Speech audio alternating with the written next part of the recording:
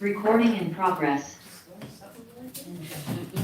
Welcome everyone to the regular council meeting of the Sheridan City Council meeting. Today is November 20th, 2023, time is 7 p.m. We are in the Sheridan City Hall Council chambers. Roll call please, Yvonne. Yes. Thompson. Here. Acuff. Here. Buckles. Here. McElroy. Here. Hebert. Here. George. Here. And Hodges. Here. Okay, please join me for the pledge.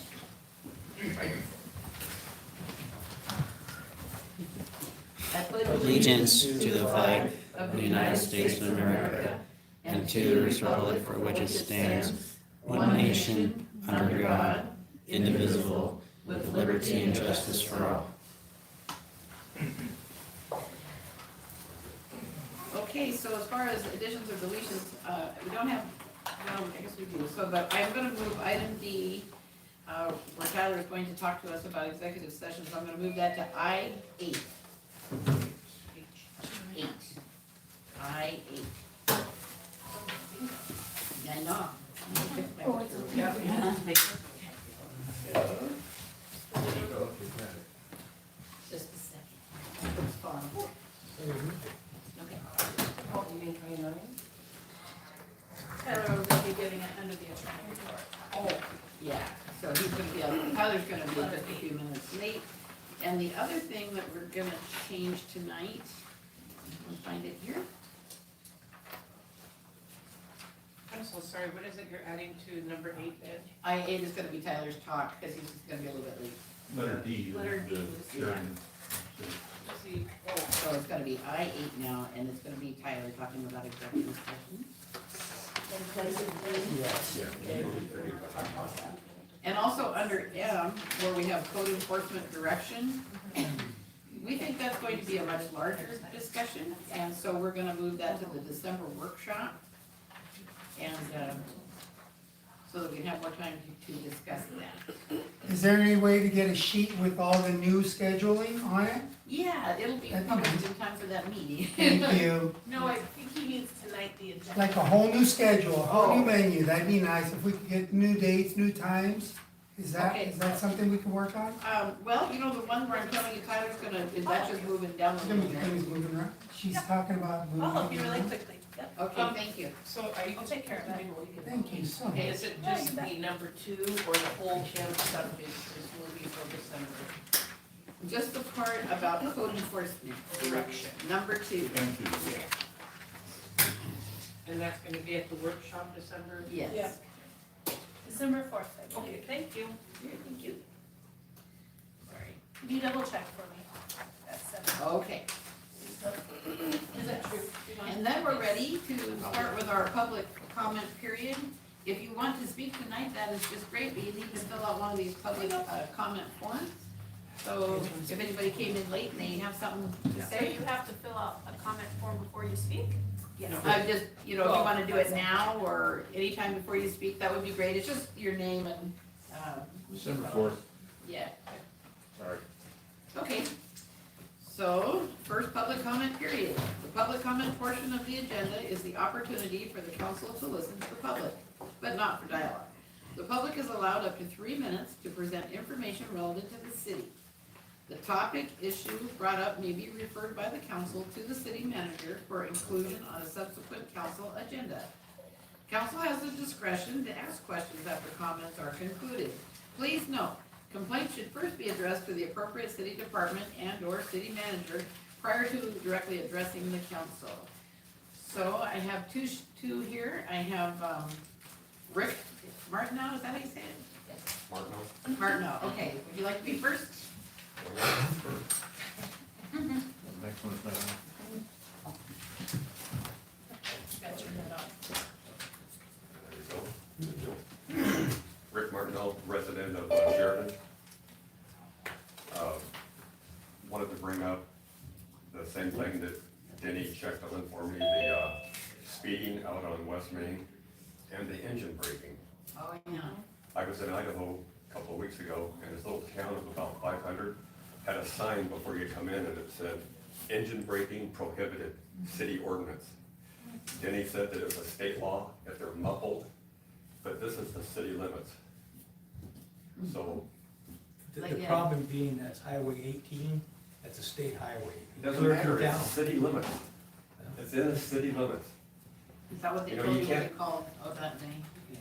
So they probably need to be passing that up. That's just shining it on. It's not even trying. That's a crime. So I have to go to ODOT and say, I want a city ordinance? No, it'd be an ODOT ordinance. Well, It's- ODOT said we had to deal with the city first. Really? Yeah, and so now I'm getting shined on No. by. No, we're gonna figure We're this not gonna out. shine it on. Yes, I am. Okay, now I'm gonna continue on. I wanna know if you guys have signed a contract with that NGO that you brought in to develop some village for Sheridan? No, there's No, Nothing has been signed. No, there's nothing. So did you guys check and see how much the CEO makes from that outfit? Or I the did not. supervisors? I mean, what are they getting paid? That's why they're in the business. They get this free money from the government. And then you guys are partnering with these people? And, you know, us public, we don't know anything about these people. And here we are getting this micro village shoved down our throat. And if you look at McMinnville, they're calling McMinnville Little Portland now because they coddled these people a couple of years ago. And now they're being punished by the Okay. homeless. so I am not aware of any contract with them. Heidi, do you know anything more about that No outfit? contracts have been signed. All contracts get signed by the city council via resolution, and we don't have any of And that. that has not happened. So you have a contract out to sign though? No, we do not. What do you have? We have nothing. That's what we've You been have trying to Bringing it tell up right everybody. now, though. You've Yeah. Bringing it up.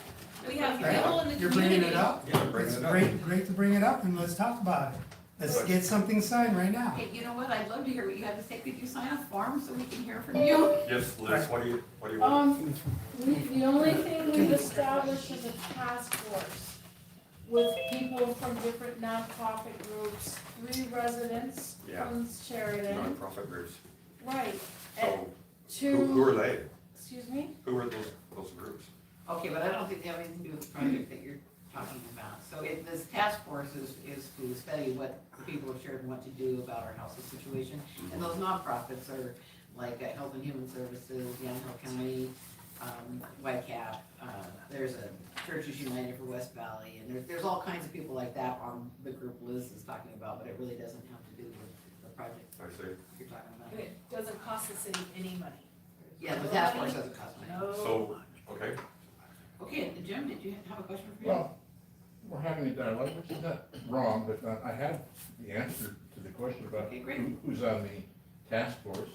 I didn't ask that. Well, yeah, Yeah. No, I wanted to know about the NGOs that you guys are partnering with. Okay, so Oh, far we we are. haven't partnered with anybody, no. okay. Oh, you haven't?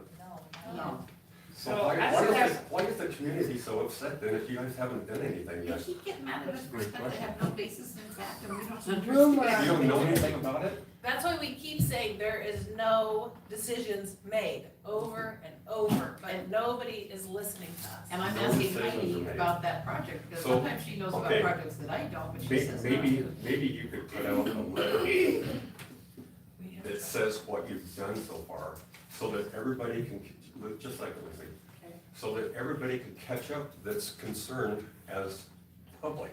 Can you tell us more about it?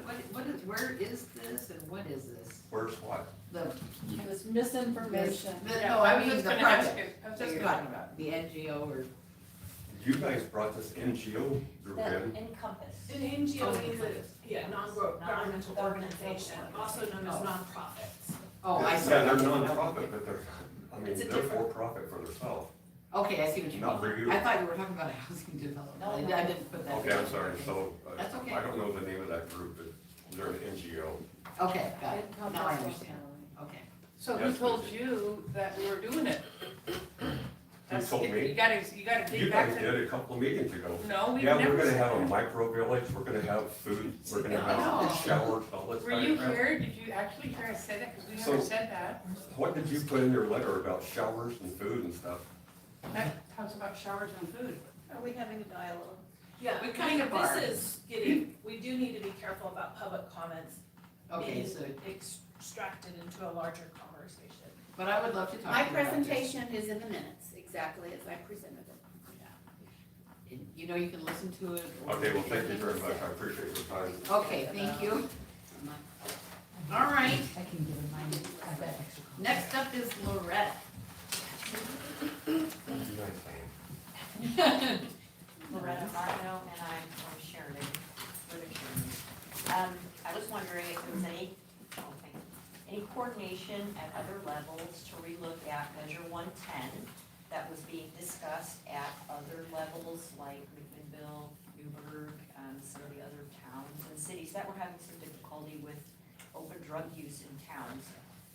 The News Register had a few recent articles that did tie their concerns about homelessness, safety, security concerns, and open drug use together, but everybody's hands are tied due to the ballot measure 110. What that did was, behind the scenes, I'm gonna paraphrase from these articles in the News Register. Behind the scenes, there's a complicated, contentious body of court decisions on enforcement of homeless camping laws. It began in 2018, when a Boise panel of the Ninth Circuit Court of Appeals declared, as long as there's no option of sleeping indoors, the government cannot criminalize indigent homeless people for sleeping outdoors on public property on the false premise that they have a choice. So there was a congressional candidate, O'Scanlane, a senior, he is now a senior Ninth Circuit Court judge. He joined 14 other judges this year to protest that original decision. He wrote that it wrongfully forced cities to surrender their sidewalks and other public places to the homeless encampments, and that the full Ninth Circuit Court should reconsider our unfortunate constitutional mistake. So what that does is it ties our hands with a lot of the things that we're trying to discuss. It truly does. Open drug use is probably one of the things that people are most afraid of. Not family members tootling around, but open drug use of people that are scary, that are banging on windows, that are throwing things or objects and causing discourse in the community, and obviously causing businesses to have some concerns too. So I think it's the open drug use that is tying our hands with a lot of the things that are being discussed at the council meetings. So I was just wondering, they were mentioning that in November, not this November, next November, they're going to try to get ballot measure 110 relooked at, because no matter how you slice and dice it, I used to be in the medical field, Oregon is one of the lowest mental health ranked places in the United States. It really is. It's like, I think, I mentioned in 2022, Kansas was the only other state that had a lower ranking in mental health.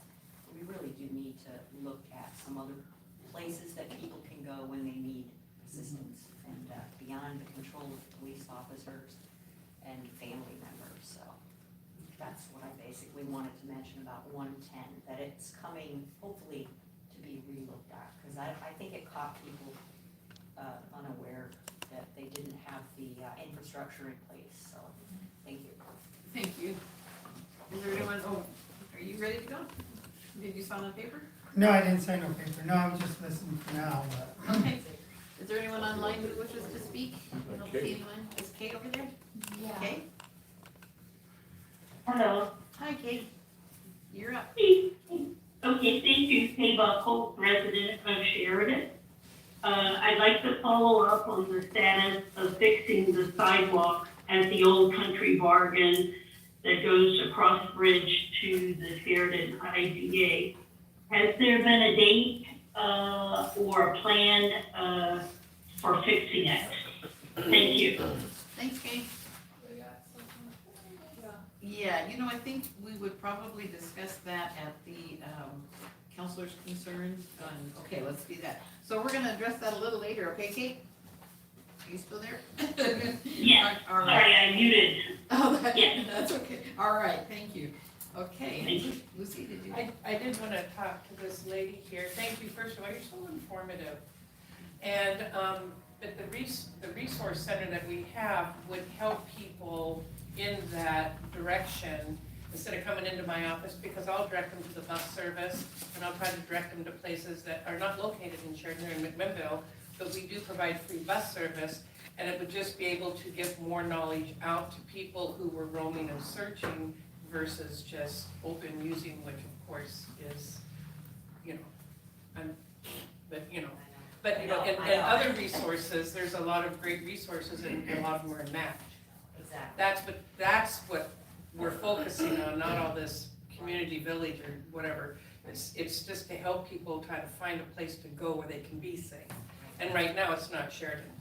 Okay, and I couldn't tell whether you were, I was gonna fill it out on that subject, but who's gonna come up and talk about that and say, hey, I need somewhere to, and you're gonna give them a ticket and they're gonna go use in McMinnville? I Just just, hang on just a minute. Yes. I wanna know how this is gonna work, so somebody is having a problem, banging on windows, Just having a loose. hold on, babe, Some people have hearing issues, and so if you just wait till the train is done, that would be great. Or you just do it. No, Alright. we're Yeah. gonna wait for the So- train. So anyway, so then they're banging on your window, they're trying to figure something out, and then you're gonna give them a bus ticket? Or we're gonna give them No. housing so they can come get cleaned up and go do their thing? So they in- can't, in so it's this- called a wet? In December, they're having a little round table. Well, that is exactly the question of the task force. yeah, and that is gonna get So started the here. thing is, That's what you're- stay tuned, Yeah. Yes, yes, that's the all we've meetings will done. be public, and they will take minutes, so stay tuned. We posted on the city's Facebook page, which I know not everybody I don't has have Facebook. Yeah. So this is all I want to share about that. Do you have access to the internet? Yes, I do. Okay, on the city's website, we've created a tab under meetings. Okay. There's one that says task force. And so we're putting all of that information under there so people can read along. If the schedule doesn't fit for their schedule, they can listen and be involved that way. Okay, that's Why do all. we need a task force for this kind of stuff? Isn't there like a group that, it's like, There are 7 allowable state for Yamhill County agencies. Some of them deal with houses, some are job, some are rehab, some are drug and alcohol, some are overlap, and some are underlap. Okay, the public comment period is not meant for conversation, so would you please see Yvonne to sign up for me before you go? But that was very useful information. I appreciate you sharing that. yes, thank you. Okay, so, all right, no more online comments, and I don't see any more here, so now we will move on to our first presentation, which is Brent Keller, Senior Forester with Mason, Bruce, and Girard Incorporated. Is that person here? No, and I don't know why he's not here. He was very excited to come, so, and I haven't heard back from him, so I don't know. Okay, well, Hopefully he's okay out there. yeah, I hope he won't get lost out there, so, What about me? You would think that a forester would get lost. okay, so what, that presentation was, a proposal for okay, we need quiet. Is a proposal for developing a forest management plan for the city of Sheridan to use in making forest management decisions. And so this company has a proposal, and we don't know why he isn't here, but, kind of lining out all the different things that they would do. And this all has to do with, Stony Mountain Reservoir and the acres of property that the city of Sheridan owns around that. So, good forest practices, but I won't go any further than that. We hope that he'll show up and tell us his story, and if not, maybe we'll reschedule him for another meeting. Sounds So, good, Mayor. okay. All right, next up we have the consent agenda.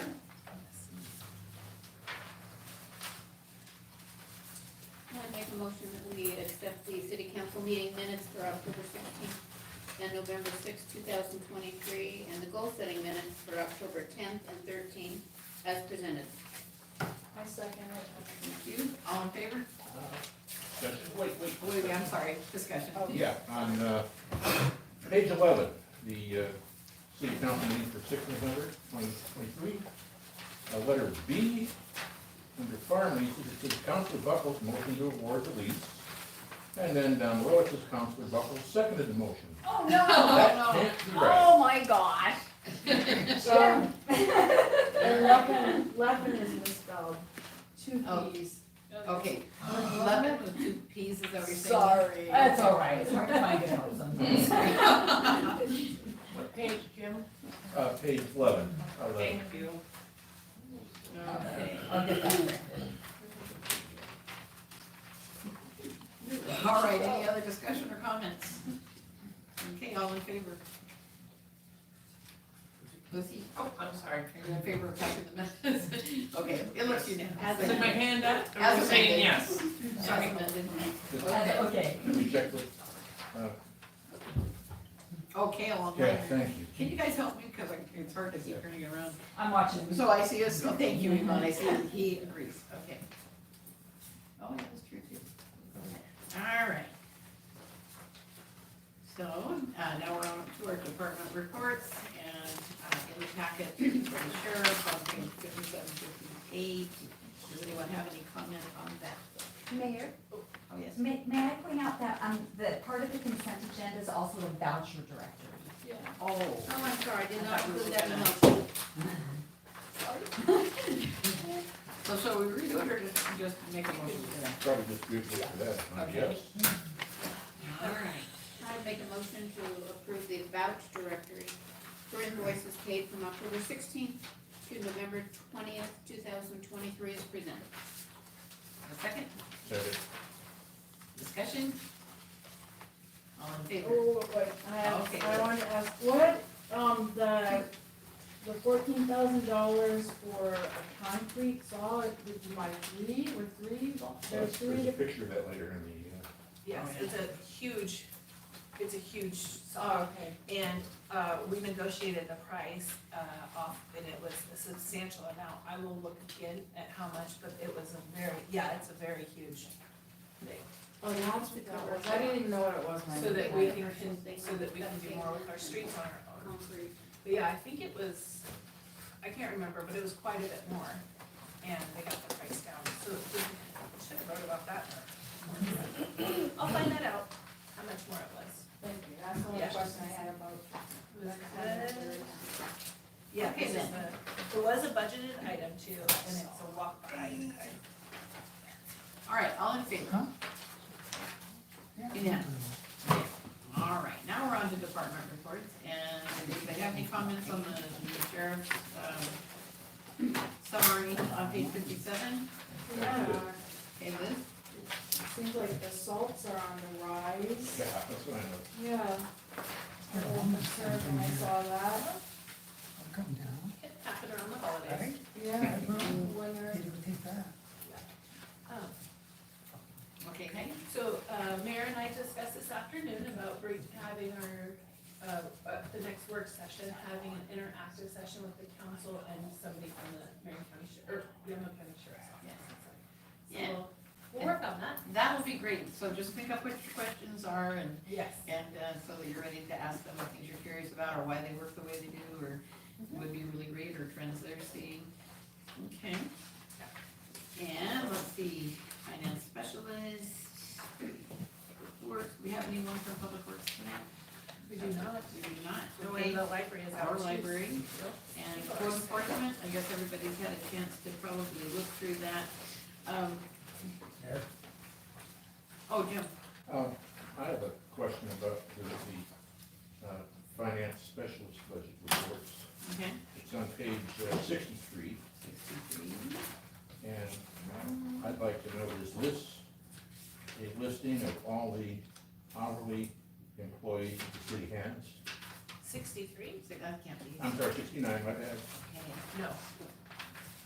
Well, let me double check. Usually it's not.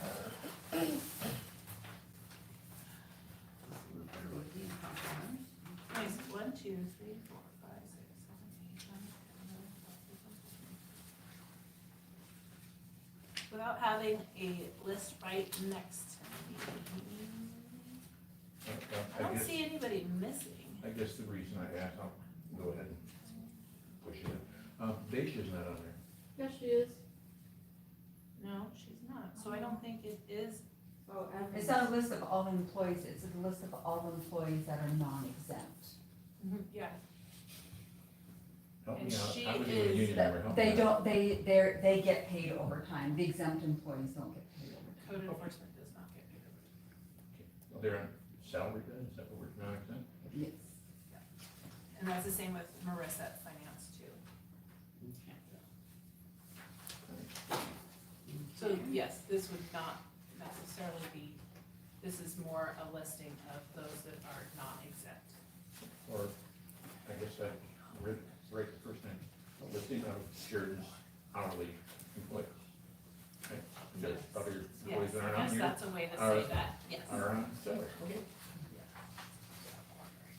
Okay, now we're gonna look at the the code enforcement report, and I would like to recommend that it be printed landscape. How did it print? It's always a surprise to me how these things are gonna print.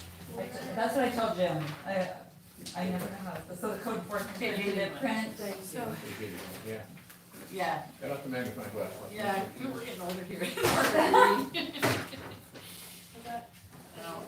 But you know, and Signature chair. as reading through that, I had a lot of questions about some of the things on there.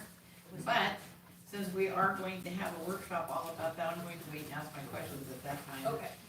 Does anybody have anything they want to ask about this report ahead of time before we move to a special meeting to learn all about it? Highlight it, but I do have a question. Okay? Yeah,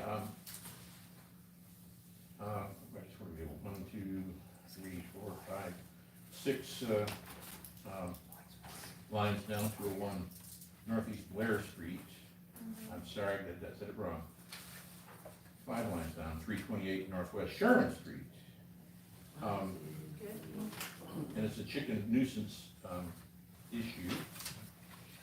But it says the next scheduled inspection was the 5th of October, which was well past.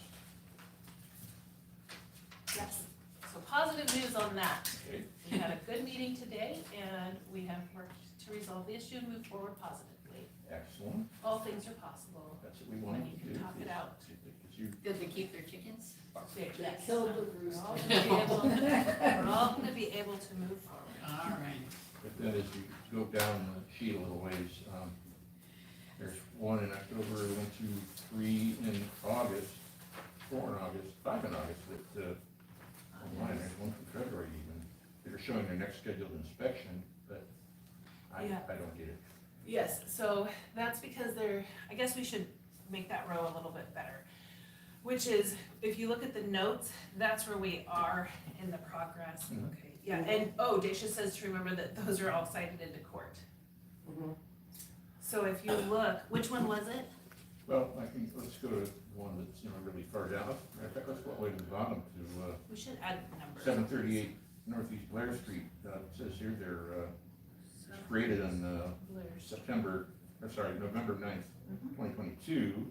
Yeah, that's by And, Russ. the next scheduled inspection is the 13th of February, 2023. And Yes. I realize that, there's things going on. Should we change that title of that column from next scheduled inspection to something else that represents when action will be taken? Like in A, whether it's in court, yeah. She says, he has been in court, see her memo, it's the recited house, the fines were already ordered, and it's in abatement. So I believe this is the house where she went back, and it had been on the list for a while, and then they were removed, they made their progress, and then she noticed that they had gone Fallen down back. again, fallen back, and so they were recite. So we keep up with the progress, make sure that the progress stays positive. Okay, listen. I think that, first of all, this is possibly the best readable sheet so far, so good for that, because progress moves forward slowly. And second of all, as small as Dacia is, even though she has a tough job, she's a good negotiator, and it's all about helping people in the community, not throwing your authority around and you're gonna do it or, blah, blah, blah. Yeah. Although I do like the fact that in the notes comment, because I did see it, Jim, that most of those cases were going to court in December, and it's not December yet, so I imagine they're probably gonna be there. But I do think that Merry sometimes you have to Christmas. use parental discretion, you know what I mean? You have to use parental discretion Yes. when you're working with our folks that are not used to doing any of this stuff before. Yeah. So good job, that was a good job. Thank you. And MTA, if anybody wonders, is a failure to appear. Oh, is that what that is? Thank you. Okay, Yvonne, do you have a report tonight? It's in there, I don't think I have anything else to add, except the last of the socks. You're on Black Friday shopping, get your socks. I have a question. Oh, Rexy? On the grants, when we look, I'm looking at page 85. It's outside improvements. I'm sorry, next page. The next one. The water master plan, or Yamhill County, Martha. It's confusing to me, it says start July 1st, 2022, and end in 18 months. What does end in 18 months mean? Well, it was supposed to end in 18 months, but we got an extension, so we really should update that. Oh. We Yeah, have the please. words extension. So we have an extension? And the same thing goes with the one on, yes, The- the Yamhill County, ARPA, that's also ended in 18 months, and I just didn't know, does it mean, What page is that one? 93? I'll take a look at all of them and Okay. update I them. was worried that we were gonna lose funds That one if it is- had yes. expired. Me too. And so that one is extended. I almost just wrote expired. The rest of them, I think we have plenty of time for. Thank you. Thank you. Yep, good to Good watch job. that.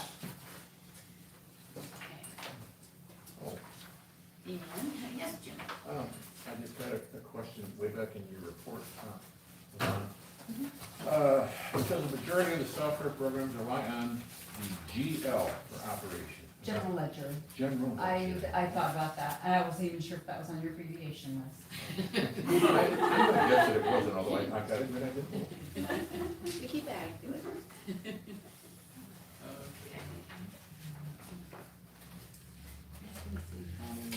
Gotta get finance in there first before all the other pieces will fall in place. Yeah, that makes I'm sense. sorry, Liz, go ahead. I have a question, I'm going backwards. Okay. Heidi, you mentioned we're gonna have a workshop with someone from Yamhill County, the police officer from Yamhill County. Are we going to explore the idea of possibly, collaborating with the tribe, like what Ryan is doing? Is that on the? That is not on the immediate talking point. I'm curious, and I've been in communication with Bridget, and so she knows that we're curious. And I spoke with Isla, and they invited me to sit in, so I could give you guys better information. When they have their, That sounds like a Yeah. good plan. as long as everybody is collaborating and embraces that. Okay, and then I was hoping that would be, oh, I'm sorry, Jim, go ahead. On the calendar for November, Uh-huh. I hope I've got the date right, because I've looked through this trying to find it. The 29th of November is the first task force meeting, is that correct? So I wanted to talk about that when we get to that. 95. We have that in our agenda, right? Yeah. Yeah, so I was hoping to talk about the first date. So it's still not settled yet, is that? At this very second, it's the 29th until I talk to you on K1. And then also, Kate pointed out with that same date at 2 o'clock, the Neighborhood Watch Leadership Meeting, Yes, that is gonna be on the 29th. that is on the 29th, yes. And then, one more time. 2 o'clock. Yep, that's the only question I had, was about that. Where is that meeting? Here at City Hall, so it's just an initial group to get together of some people in the community who have been interested in putting together a neighborhood watch.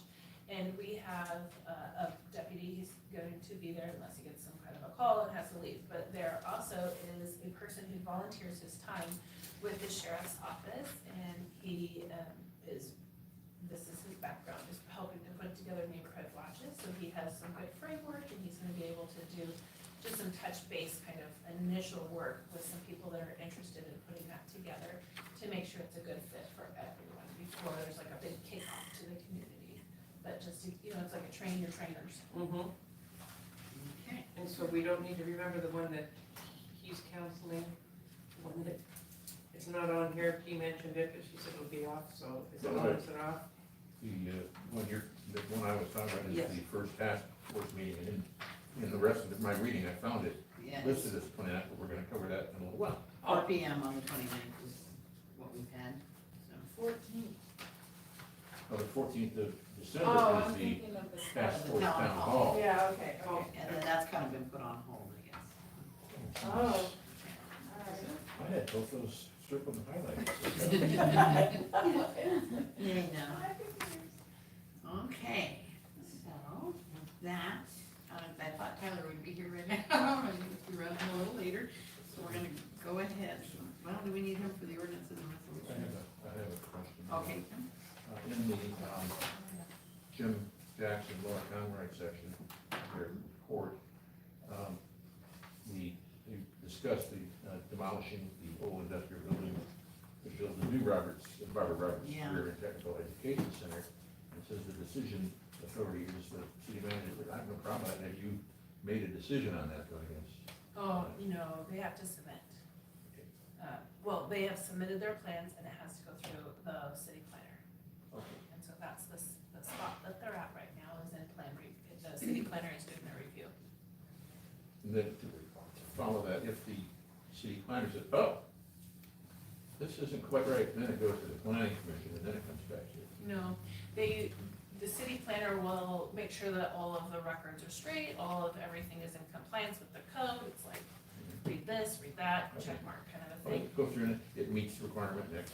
I get Yeah. that. I've seen those. And if it doesn't, then there's a conversation about how to get it to either meet, or they can try to make a change, right, with so they can either make a change on their end with their engineering staff, or they can come to the city and ask for a variance of the code, which typically doesn't happen. People usually just have to come into compliance with what is there, with the requirements, and I don't foresee any issues with them being able to meet all the codes. This is their second time through the process, so I'm pretty sure they're familiar Expect to with get it. that right, yeah. Yeah, so there shouldn't be any issues, and then it comes to me as a complete package, and I ask all my questions and read the report, and make sure all the i's are dotted and the t's are crossed. Thank you. And I am involved in the process just to make sure all the utilities are fitting too. A big thing with me is to be involved with utilities, especially with stormwater management. And I always get very interested in making sure all of the sidewalks are developed, because it's building complete cities is important. Cities that work for 100 years. okay, so now we're on to ordinance 2023-05, an ordinance amending Title 13 of the Sheridan Municipal Code relating to authorized discharges to the public sewer. This ordinance would amend Title 13 of the SAC relating to authorized discharges to the public sewer specifically for industrial pretreatment, meaning that the industrial business cannot put certain byproduct waste down the drain and into the city sewer system without putting modifications within their own building or property before it enters the city sewer system. The first and second reading of ordinance 2023-05 took place on October 16th, 2023. Tonight is the third and final reading for the adoption of the ordinance. Can you do this without an attorney here? You can't do that without an That's attorney. what the council president, we're not, but Yeah, they're just I'm a about there person, yet. okay? I know. But no, They are, I think council like that is getting ready to talk to the mayor about that. Okay, I thought I discussed that, you guys said that. I don't think we got a consensus or an answer actually, but Oh. I believe we do need to have the attorney Okay. read the ordinance. Okay, Because it is a legal document within an ordinance of a city, and it's part of that process. okay, I misheard, thank you. Thank you, Faith. Yeah, all right, we'll skip over that then, until Tyler gets here. And Tyler's never not been here, so I appreciate that, okay. And, okay, so then it's unfinished business, mayor review of task force next steps. So, at the last meeting, we made several decisions, but there's some dispute about that, is my understanding. So, So, but what I believe the next steps to be is that the first meeting of the new task force is scheduled for 4 p.m. on Wednesday, November 29th at Sheridan City Hall. And the first meeting will begin with an introduction of task force members. As a getting acquainted exercise, they will write a paragraph or two about themselves and bring it, and mail it to me before the meeting. Mary, Yes? are you reading off a document that we might have and follow? No, this is just kind of my recap of what I think will happen. Okay. So let's see, so at the last meeting, the council voted and made decisions on several different things, and so, the ones that I know the council agreed on were, working toward a mobile unit to offer showers, laundry, and restrooms with management on site whenever the unit is open to the public. They were also interested in looking into a soup kitchen, which we're pretty close to being there with the American Legion, offering some free lunches. The food bank across the street has, gives them some food occasionally anyway, so I feel like, those organizations could work together and maybe formalize, a more, set schedule, like for so many days a week. Yes, Jim? American Legion is their own entity, Right, and the food bank is its own entity. right. Where do we fit into that? We picture? don't, they work this out. Perfect, no, I think that's great, I think, I like that. Yeah, that's the way it is with Churches United and the food program through But you just schools. mentioned that, maybe we should be on the way. Well, just, okay, like if there's a way that we can lend a hand or help them get organized or something like that, I would say we would pitch in and do that, or ideas for it, but I think a lot of the really great things that happen here happen from like Churches United and individual churches and the food bank and the West Valley, Chapel, West Valley, I guess it is, they also have a day that they distribute food and stuff. So there's a lot of wonderful people in Sheridan doing a lot of wonderful things. And so, but the council said, yeah, they would like to see that. And the resource center is another thing that the task force would work on. And that would be, the idea of that would be for the resource center, would be a place in Sheridan where various Yamhill County providers, if they were willing to represent, on a rotating schedule, they would come out, work that out. So what we hope that the task force would find is the way that this could best work for the service providers. So that's another thing. And then we talk about timelines and all of that. And other than that, I have a meeting with John LaGarza, because he will be leading the task force, and so that we can kind of get on the same page as far as what we're doing. And that's really all I've got. So, yes, Lucy? What did we not agree to? Oh, okay. I can Like, think of I'm that. thinking, okay. Yeah, so, last week, what happened was we discussed how we've been working on this for a year and a half. We've attended, or 2 years, Jim, okay, and we've attended several classes, we've had speakers come, we've discussed it all, we've had town halls, we've gone with LOC, and then, and we listened to the people who came to our meetings, and we got emails from people, who wanted us to know how they felt, and then what we did as an added measure, and it's not, I guess it's getting called a survey, but really it was just kind of a questionnaire that enabled council members to reach out to members of the community that we don't normally hear from, and just make sure we got a good mix. And so I commend the council, they did a fantastic job, and they brought those back, and I have results for you here. And then we just kind of took a consensus of how the council feels, and the reason for doing that was to guide the new task force so that they're not wasting time doing stuff that they have no council support for. And same with the city staff, so that they're not spinning their wheels and because the council, you asked me what they said no to. Let's see. The Sheridan City Council reached a consensus at the last meeting that the council will not support multi-unit shelter housing, campsites, pods, or cabins. Housing discussions must center on housing ideas that fall within the direction given by the Sheridan City Council. Some ideas include incentives for contractors to build affordable housing in Sheridan, or exploring options that may include rehabilitating existing housing currently considered unfit for occupancy. So the council said no to these other things, but these are still up for discussion. So hopefully people will have some ideas on that as well, so that's it. Excuse me. Oh, yes, So that's to rehabilitate or build new housing, affordable housing for people, right, so because we there's, lack a lot of. you know, like we see ones that are abandoned, and is there a way that, you know, we can study and see if there's ways maybe that those could be purchased, and we can figure out ways to give them breaks or something, and turn them into usable housing again, and clean up our town at the same time. Yes, Jim? Is this something we're gonna make sure the task force looks at Yeah. first or very quickly? Yes, so we're kind of going over the things that are up for discussion, okay? Thank you. Yeah, did you have something? Yes, so the reason why I wonder if the November 29th is a good date is because we had a second letter, it was in the packet, that was marked draft.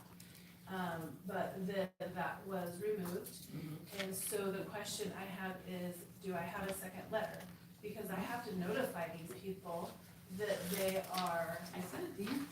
and that was not in the packet though, right? So that's a letter for, did you send it to the whole council for them to read? I just sent it to you for inclusion, but I For apparently. inclusion in the. How so, and then That came later. yeah, okay, and then, I didn't know also if there you was- emailed it out to everybody, the letter for review. no, I guess I didn't, so, but we do have that letter, and it can be sent at any time, because I did change it to where you had said that, we had decided not to set the town hall until there was discussion about that. And so I removed that part and sent you a version without that, so it can go out anytime. Okay, so I just think that giving people, especially some people leave for the holidays, and I feel like this might be a little short of a notice for some people to know that the meeting would be Wednesday. So I almost think it should be the following Wednesday. If, I just worry, you know, by the time it gets there, we have to get the letter. That's ready to go, and then we get it mailed out. Is the council okay, I mean, for Marianne, do you want me to go print it, Marianne? Let me see. Yes, people are nodding yes. I'll go real quickly and print it. Okay. Yeah, 'cause I wrote all over mine, so thank you. Liz? I have a comment. You just said that one of the priorities, I'm saying priorities, so correct me if I'm using the wrong word, is that the task force would look at abandoned houses or derelict houses and try to rehabilitate them. But I thought the three main things we wanted the task force to look at was a mobile shower unit, Yes. the resource center, Yes. and bringing in nonprofits, and the third one would be soup kitchens. Yes. So, It was how just did like, this housing thing come into? okay, well, you know, housing had always been a part of this task force thing, and I was just thinking that there might be some just ingenious ideas that could help us in the long run. It's something Sheridan has a problem with. We have no middle housing and very little housing at that. So I thought if, you know, they kept calling this like a housing task force, and I thought, well, how can housing fit into this? So it's not necessary, but I just thought it's an idea, since the council already said no to multi-unit shelters and campsites and pods and cabins and things like that. I was trying to find a way to keep housing in there. Yes, Roxy? And some of this is not us spending money on purchasing anything like that, but maybe changing ordinances or resolutions would allow other people to finance that and be able to do that at a cost, and like the mayor says, to help clean up our town. It wouldn't be a monetary investment, it would be more of a, Okay. changing of Yes, some codes. thank you. That was So- what it took. I'm gonna read because I had my finger there. Yep. So I agree with Liz, I think the top three priorities, you know, we just got done doing a goal setting. Yeah. Like I'm screening it, so really the only three things I particularly am interested in backing are the first three. That could be like chapter 10, that you got, you know, kind of like in our goal setting, that's on the back burner, because first of all, you have to figure out how to just do the first three, and that's gonna be in itself, yes, it's gotta be, you know, kindergarten is there for a reason. Okay, I That's my thinking, and I want these people who we're asking the community and all these wonderful volunteer, agencies to come in, and I think that, the first three are great. Mhm. Okay, and Jim? We've talked about it before.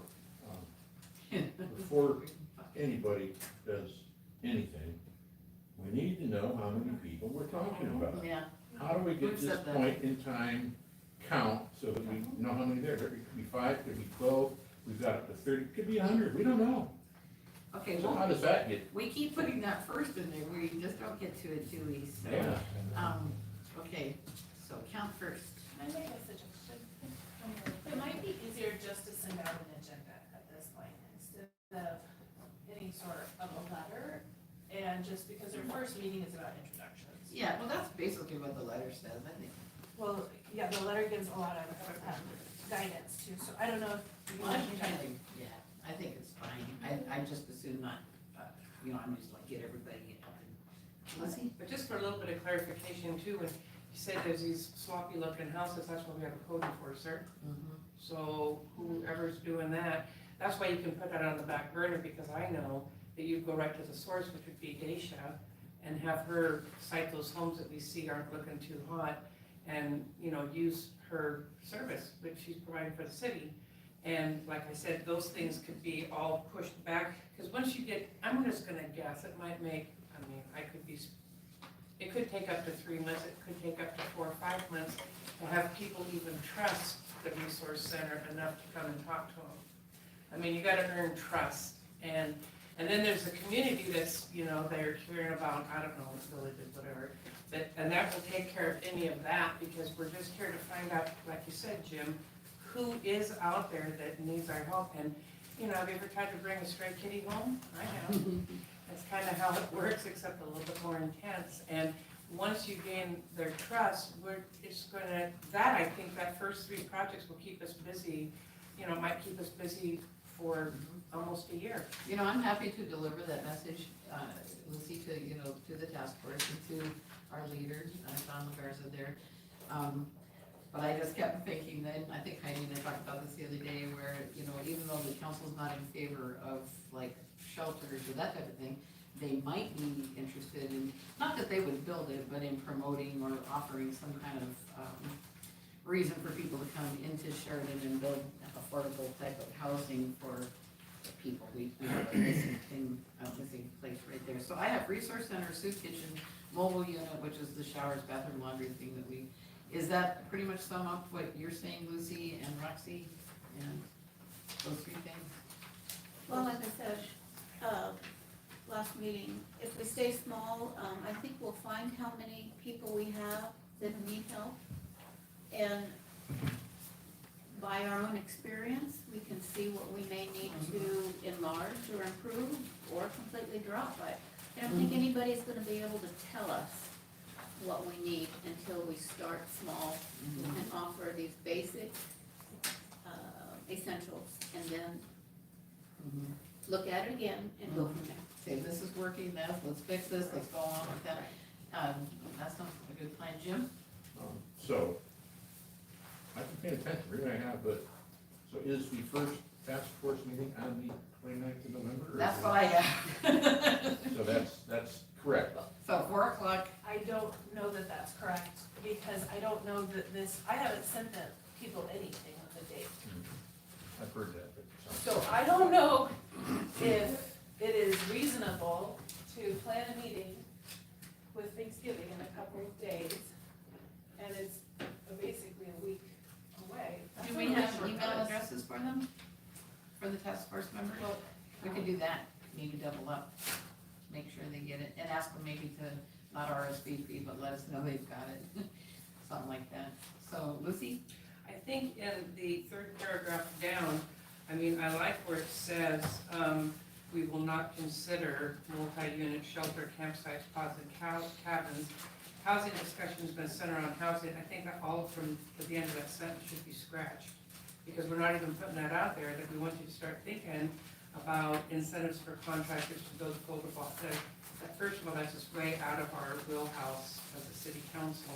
I think, that's kind of a county thing, because those guys, is where they get some of their funds.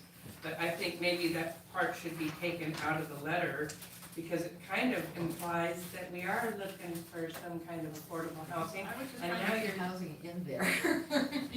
but you know, it's a task force, it doesn't say task force shelter, it just says task force, so I'm not really sure. This one does, but it had been saying housing task force, so, and I was concerned about that. I Liz, hadn't seen I that. concur with Lucy, I think Okay. that whole take it out. chapter, paragraph is unnecessary. Yeah, because it kind of throws you off because it's what we're not interested in, but I would rather focus on what we are interested in doing. Okay. Yeah, and It's I have another question, did the letters go out to the task force members telling them they're on the, Yeah. they're on the? Yes, that one went out, but there is no date in it. So that's Okay. what I'm concerned about, that it isn't as a notice yet. Okay, and Roxanne? How much time do you think we do need to give those members, Heidi, before we schedule a meeting? Well, with the holidays, it's Yeah. usually about a 2-week notice, I would say. So that's why I was thinking the next Wednesday, just delaying it 1 week would be really good. The other thing is, when you use the words multi-unit shelter housing, I have in my conversations with people started to realize that this means a lot of different things for a lot of different people. And so I'm not really sure if that is clear what that looks like. I mean, is that like group housing? Or Well, like, what does this really mean? So I don't know, I have a firm grasp on it, and I don't know how a task force member who hasn't been a part of all these conversations can have a firm grasp on it, what that really looks like. So that, I think needs to be fleshed out more. I think we're taking that paragraph out, right? Yeah. The whole paragraph? No, just the part where it says housing discussions must center on ideas, that would fit around what the council decided at the last meeting. Denny? Multi-unit housing to me is like what Midville did, buy Motel 6 and you got multi-unit housing. Or something on a smaller scale. Lucy? So, and it actually says, Heidi, the council will not support. So it doesn't really matter, because to me, that's any kind of, not at this point in time, because that's, I keep going back to the first three things, and that kind of levels me out to, I mean, it will not, but I also wonder if, if the Legion Hall, we all know, is its own identity. Right. It says the council would also consider the establishment of a local soup kitchen.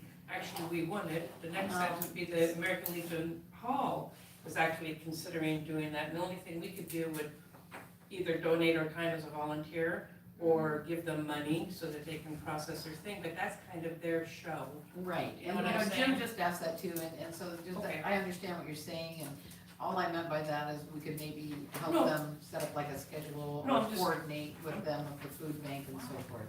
And then, no, it's absolutely the Legion and the food bank working together, but with us saying, can we lend you a hand, or you need anything? Go ahead, Heidi. So I think that what if there was a private person that came, or a private company, or even an NGO on their own, or a nonprofit on their own, that through this process wanted to put in a rehabilitation place? I mean, is that, you can't prohibit private parties from doing their businesses. No.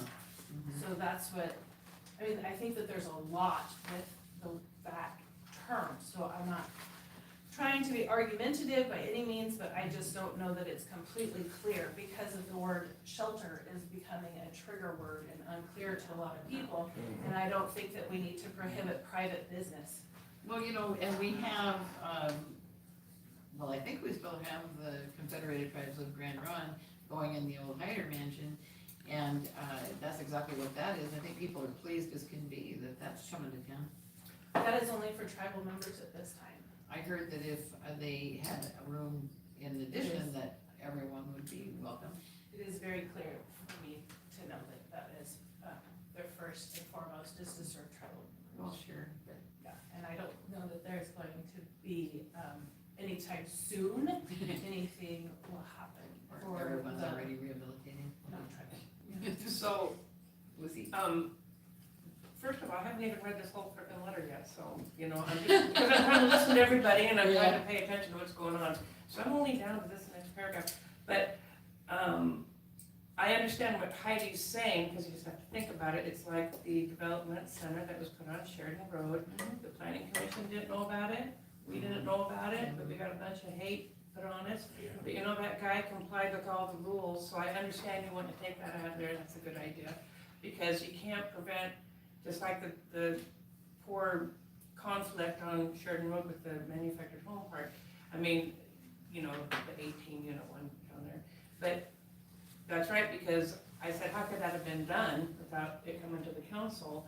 Because he complied with all the requirements, and we had a different council at that time, and they just did it. So I understand what you're talking about, because you're right, you know, you can't really, you gotta make sure that we're not saying things that, Okay, but this is, does the city of Sheridan want to support this? We're not saying new business can't move to Sheridan, you know, so go ahead, Nate. I think I keep saying that I don't know the answers to a task force. And the more you put limitations, the more you use words that mean different things to different people get to restrict it, right? And so I just am getting concerned about that, because what if one of the outcomes of the task force is to ask a private company to come in and put in something, and we have no skin in the game at all, we don't have to worry about any of the management or anything. That's not up to us then. Yeah, but I don't know, like, I'm saying, like, we can't control that. We already know that we have one that's starting, we have the apartments, you know, on Sheridan Road for that, and so I don't also want to limit business. Right, I don't think anybody does. Yeah. Okay, go ahead, Roxy. I think we need to, give Heidi some direction on, changing the date so that we have some more time. Maybe going over this letter so that we're all more comfortable with it before it goes out, before we make a decision tonight on anything. Okay, so I think Heidi recommended that we just move to the following week on the calendar. No, I don't have it yet. So it was the 20, so The that was. 6th. Okay, so The 6th. December 6th? December 6th, yeah. And so at 4 PM still. At 4 p.m. And then I'll just send out a rough agenda with the date, and then the letter can follow. Or the letter can even be handed to people at the Or I first can just meeting. get this to you first thing in the morning, and it'll be all set, so. Yes? I'd like to reiterate that I think we should take that paragraph off and concentrate on what we want to do, what we favor, the council favors providing, rather than what we don't want. I think it's just unnecessary information. I know you're including it because the title is Housing Task Force, but I say we change the title because we're not really focusing on housing at this point. We're focusing on providing some services. Well, you know, one of our goals was to keep this task force from working on stuff that isn't gonna go anywhere because the council won't support it. And same with Heidi and her staff, you know, working on houses, homelessness, social service issues that are not supported by the council. So I think this is great what you guys have said, the resource center, the soup kitchen, and the mobile unit, because like Roxy says, that's kind of starting smaller, and I like that, and I see what you're saying too, let's be positive. But I just thought that was helpful, because I know that a lot of our citizens are concerned that those kinds of things are going on behind closed doors. And this pretty puts it out there, that no, that's not what we're working on. Nobody wants to build shelters or campsites or pods or cabins, you know, just kind of to clear the air on that. But here's what we do wanna do, I could reword it, I see what you're saying. I would just say excuse me, I'm sorry. No, go ahead. But saying what we're not doing isn't, I don't know, it's just more to read and more to think about. I would say what we plan on doing, because I think it's a clear message to our citizens that we're not going to work on housing. They've made it clear they don't want it, so this is what we're working on, 1, 2, 3. Okay, and you're saying that, so when it comes up in the task force meeting, tell them then that that's not something that our council would support working on? Well, our citizens don't want housing. I know they don't, that's So why I was think we trying should to. honor that, and I think, I don't think that at this point, that's what we should be working on. Okay, I agree, but I think the wording is where we need it. Let's work on that. Okay, and Jim? I wholeheartedly support the task force, I said that at the last one. And I think we should let them do their thing. Now, telling them, don't waste your time looking at, what we got, whatever's in the third paragraph, all these multi-unit stuff. Don't bother to look at that. But Yes. some sort of housing has to be in discussion because the law says warm and dry. Okay. I still don't know how we do that, but that's what we're trying to meet. And I support soup kitchens and the things that Rocky does.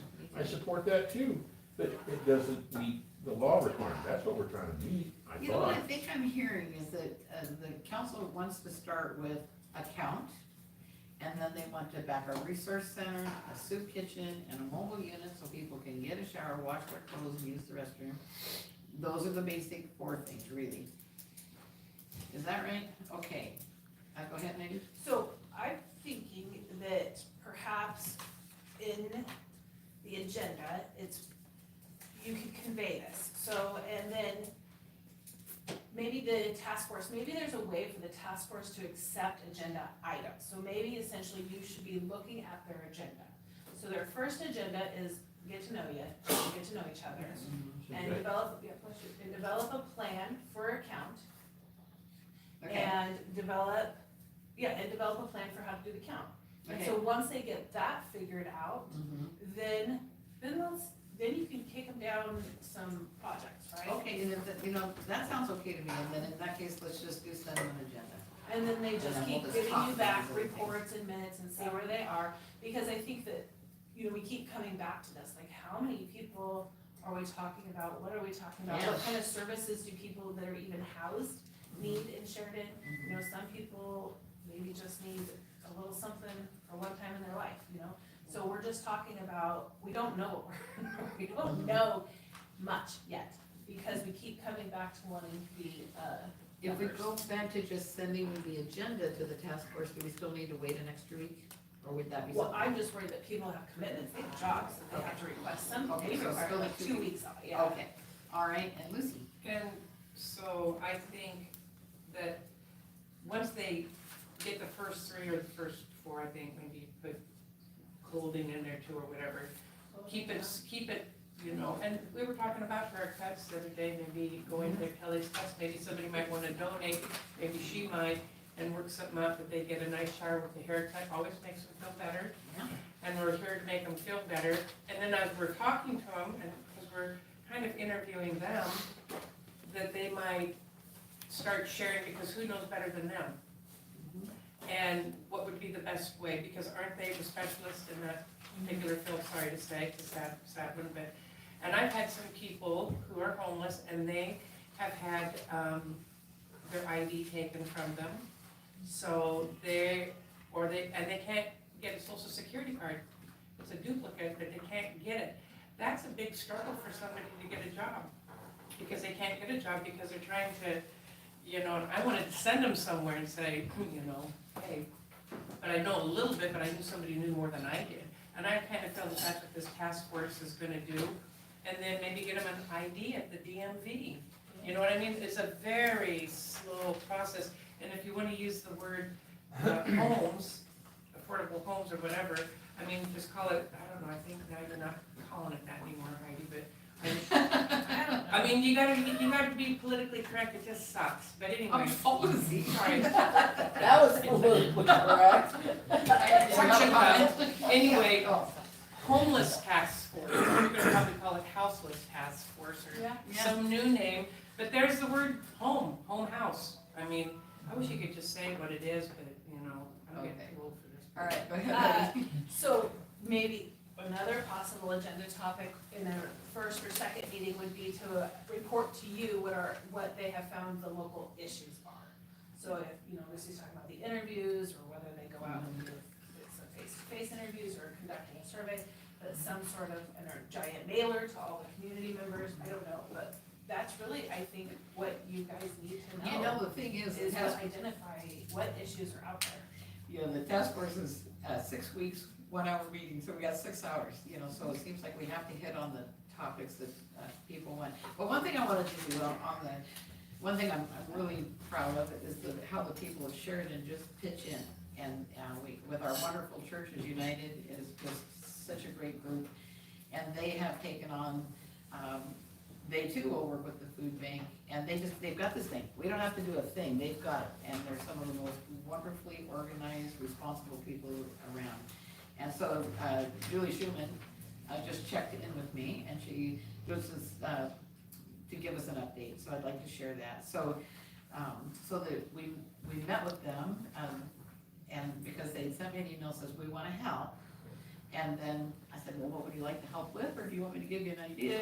And I started, they were just like, that's exactly what we wanted to do, which is backpacks for food to go, for kids are now going 4-day weeks here, and so they get out of school on Thursday, and not back for school lunches or anything until the following Monday. So what they're actually, so the day after we talked, that group met with the Faulkner Chapman reps and ran the idea by them.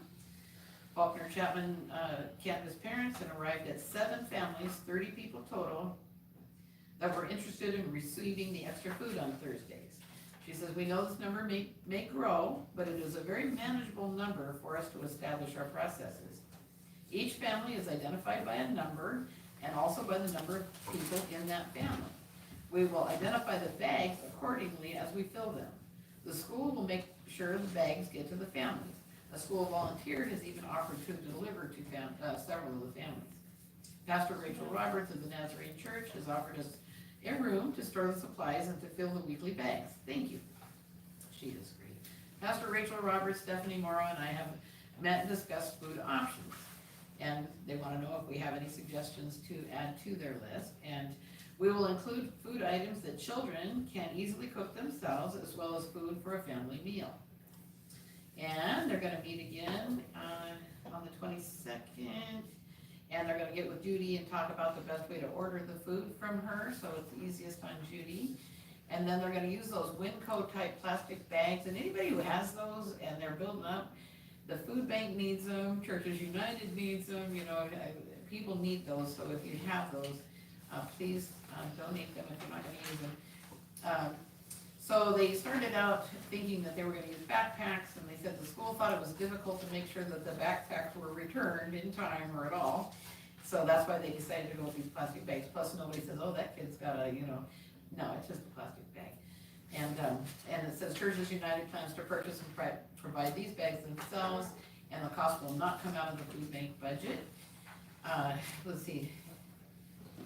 Okay, so their first time out, the current plan is to meet at the Nazarene Church on November 30th at 11:30 to fill the bags and then deliver them to the school. Let's see. And they may need volunteers. That kind of goes over how many people they need. And let's see, I am proposing that we have people volunteer for a specific Thursday each month and also for delivery once we know the day. And then she said, keep praying, this has been an amazing project. The food bank, the schools, the volunteers have all made this happen in very short order. We will be looking for a grant and ongoing support to continue this program after the food bank monies are no longer available. So, I think that is it, but yes. That was very nice to hear that update, but I am still unclear. Okay, wait. Well, is this letter going out? Sounds like. I think we're saying no as long as they, because, Are they getting a letter at all? An agenda, I think Just the agenda. just the agenda, And the items on the agenda are get to know each other yes. and get us a report on how you're gonna do a homeless count and identify our local issues.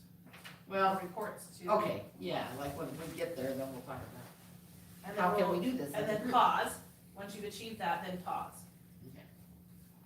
Is that what I'm taking away? Yes, help me please. Yeah, so I mean, the whole thing that the council has said tonight is the count comes first. And we will be working on, towards resource center ideas, buttoning up a soup kitchen and about the mobile We're unit. not working on the kitchen, right? No.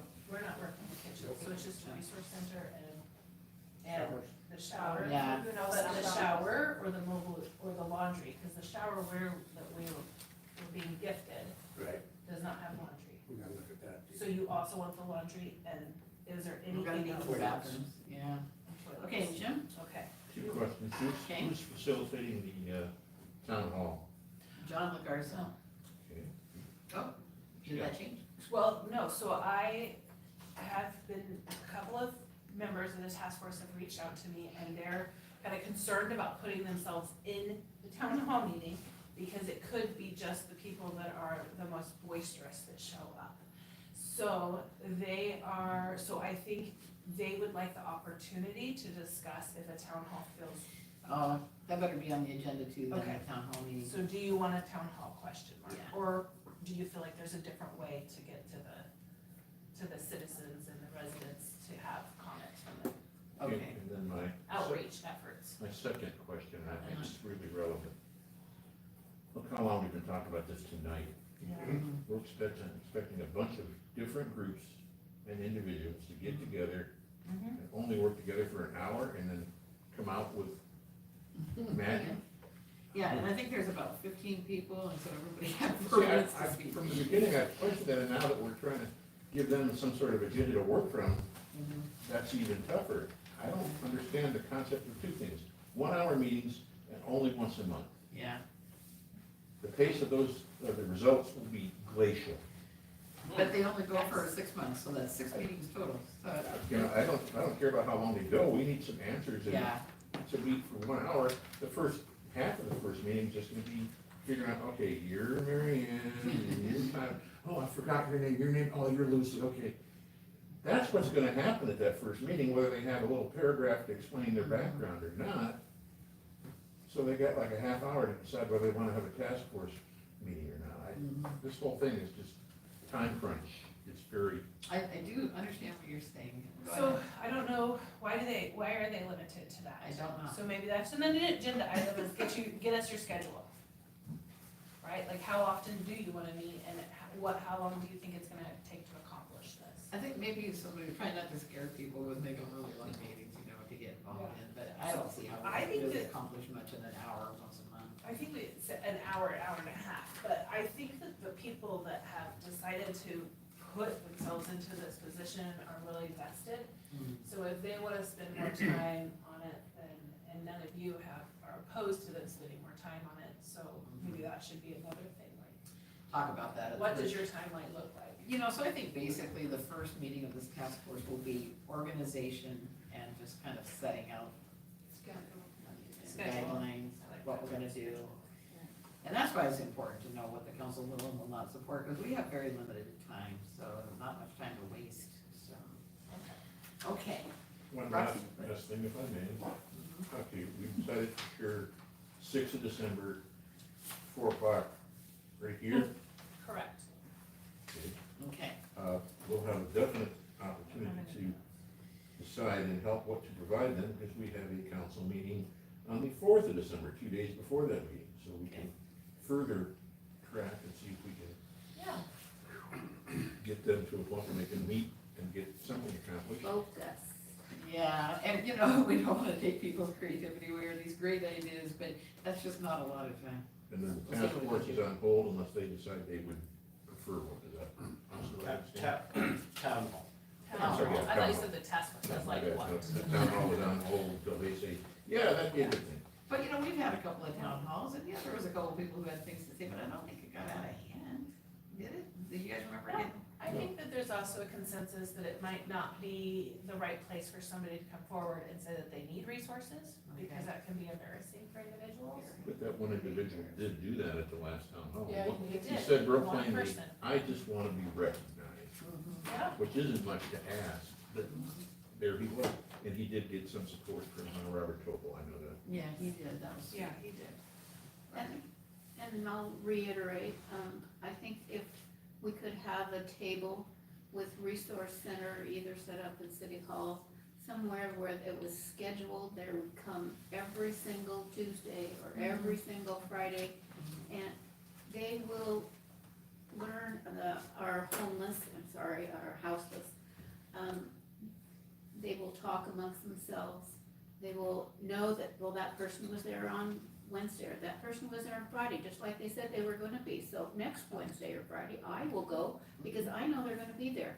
It's gonna take some time, and all the more reason to start small, provide what we can, and see what is needed.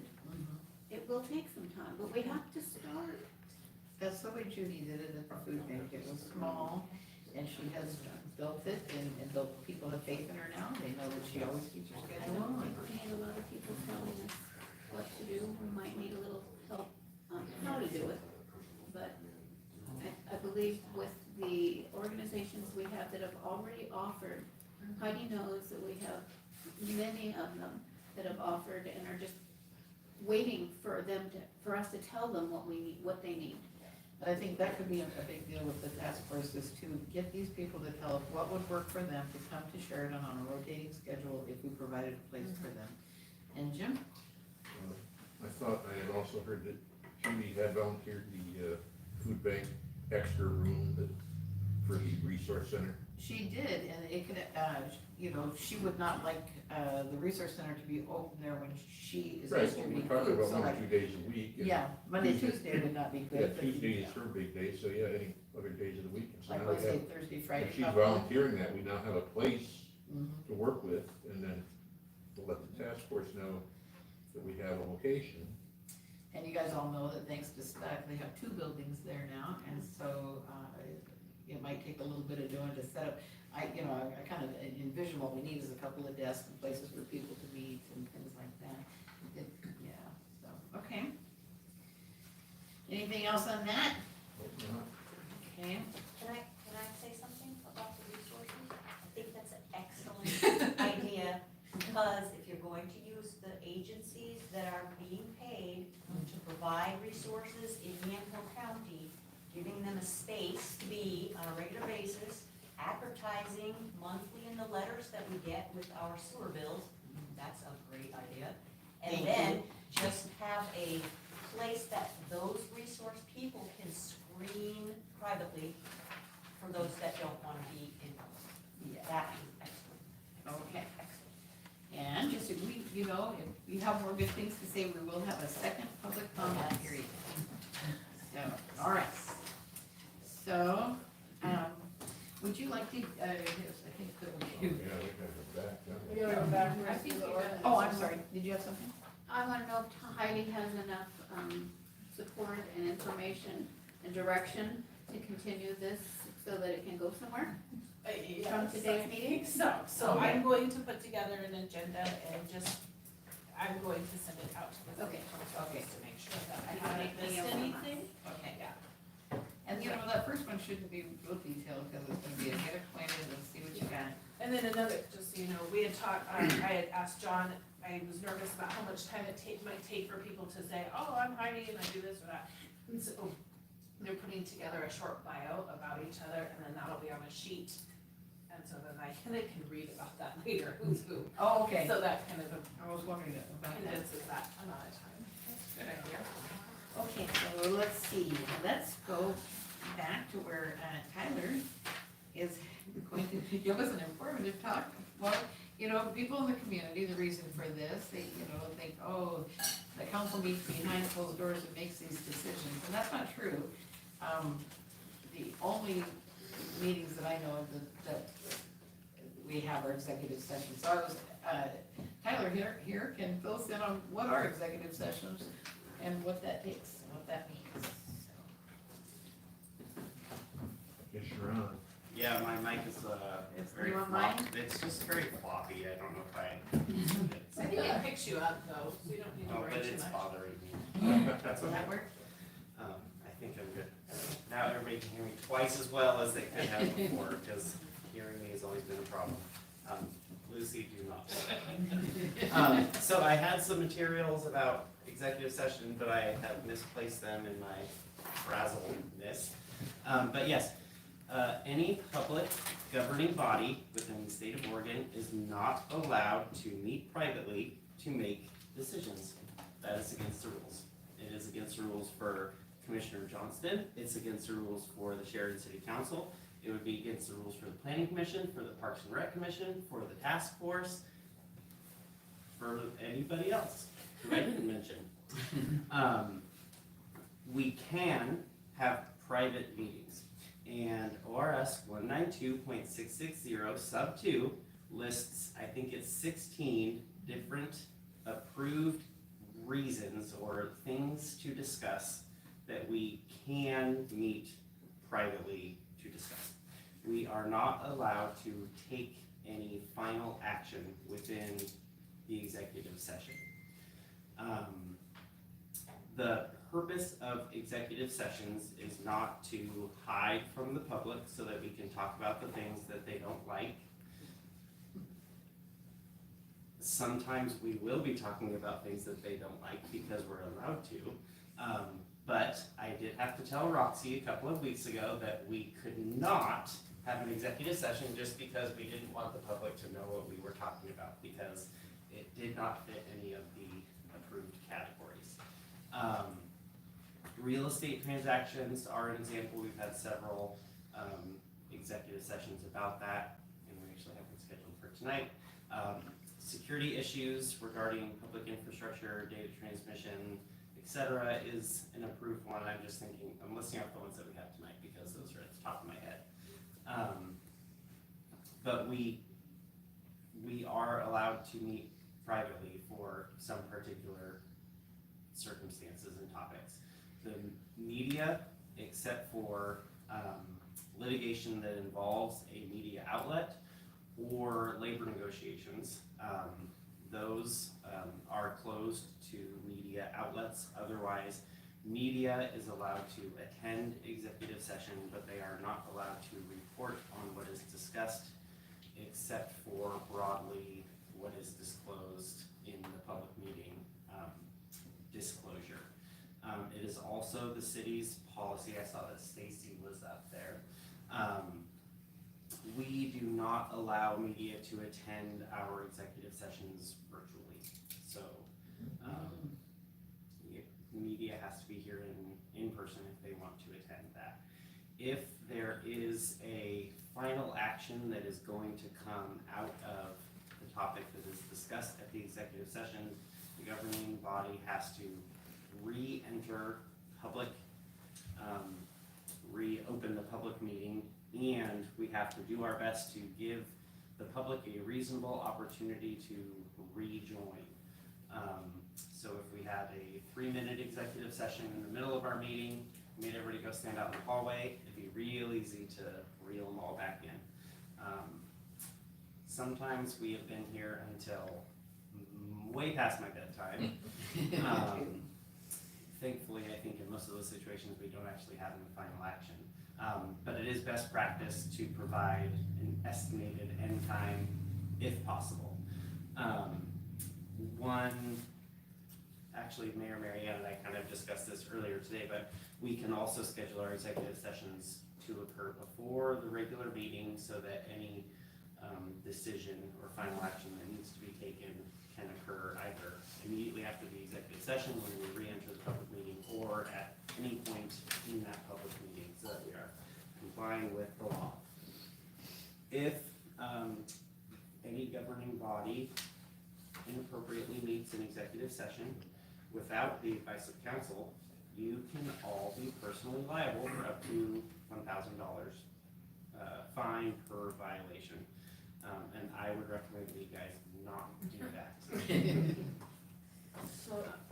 So that means it has to be posted, right? Correct, at least 24 hours in advance unless it is an emergency. That was much less refined than I was hoping for, but yes, Councilor Buckles. I've mentioned this to Mary Ann. We've got 3 executive sessions scheduled for tonight. I'm gonna correct you because we have 1 executive session wherein we will be discussing 3 topics. Okay. And that, it still reads wrong because it says under each topic, at the end of the executive session, we will return to open session and welcome the public back in the room. We're not gonna do that if we're gonna have 1 executive session with 3 topics. So that statement in the packet or on the agenda should be. Actually, it says at the end of all the executive sessions, we'll return to open session.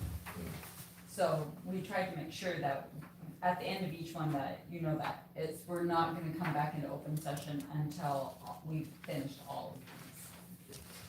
Might have been more clear to say, we will keep on rolling until we get it done. We weren't 100% certain, we were still checking some of the state of Oregon's requirements on that, so. Jim, we'll call you next Thursday when we're preparing the council package. You approve of everything. Creative but- one. Keep rolling. Okay. So, Were there any other questions about executive session? I did such a great job. Kale has a did. question. Kale. No, you're not allowed to, Gail, I was just tooting my own horn. yes. I was just gonna, add, you said, each council member could be fined up to $1,000. Is it the OGEC that people would, send their concerns to that would fine us? Yes. Is that, Oregon okay, so if, Environmental Ethics Commission. okay, so if someone thought that we were doing something illegal, that's who they would go to and that's who they would file their complaint with? Correct. Okay. And then the ethics SWAT team would repel it. Okay. Well, I think that's great, and thank you, and, just to kind of let everybody know, so that, for this talk, that there's secret meetings, there really isn't. Yes, Heidi? And another thing that we had talked about doing is continuing just a little 3-minute clip every regular meeting just about civics education. Yeah, I think that's a great one. You can expect that. Okay, Jim? Well, I'd just like to mention that, this is really for the public as much as anybody. On occasion, when we were in executive session, we started to move a little bit from the topic and eat. No, stay on topic. And I think that's important for everybody to know. We can't just get together and start talking about, whatever we're doing tonight. Oh, yeah, last Saturday, no, we stick to the topic that's listed. And, that's something that Tyler does a good job of ensuring. And as everybody who has watched a council meeting here knows, I have no problem interrupting my council. And I was just gonna say, somebody even asked me specifically, what is he over there talking for? And I said, well, that's what he gets paid for, because he's the guy that says, enough of this, enough of that. So I validated just what I'm trying to say. Thank you, Lucy. Tried, I tried. I earned my money sitting next to you. I like my lingo. Okay, we're moving on to ordinances and resolutions. Yay! Yay, Page 99. 99. I got it here, Mark. So ordinance 2023-05, an ordinance amending Title 13 of the Sheridan Municipal Code relating to authorized discharges to the public sewer. This ordinance would amend Title 13 of the SMC relating to authorized discharges to the public sewer, specifically for industrial pretreatment, meaning that industrial businesses cannot put certain byproduct waste down the drain and into the city sewer system without putting modifications within their own buildings or property before it enters the city sewer system. The first and second reading of ordinance 2023-05 took place on October 16, 2023. Tonight is the third and final reading for adoption of the ordinance. I'd make a motion That was good. that we read ordinance 2023-05, an ordinance amending Title 13 of the Sheridan Municipal Code relating to authorized discharges to the public sewer, and to be read by, third reading by title only. Discussion? We would need a second on Oh, I'm sorry.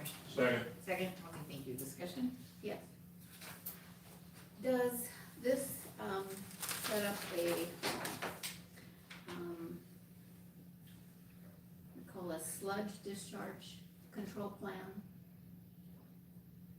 within the ordinance? Well, I wish Gary was here because that seems like a question that he would be much better suited to answer than me. I looked it up under PPA, and it's a program that we set up that we can, every 2 years,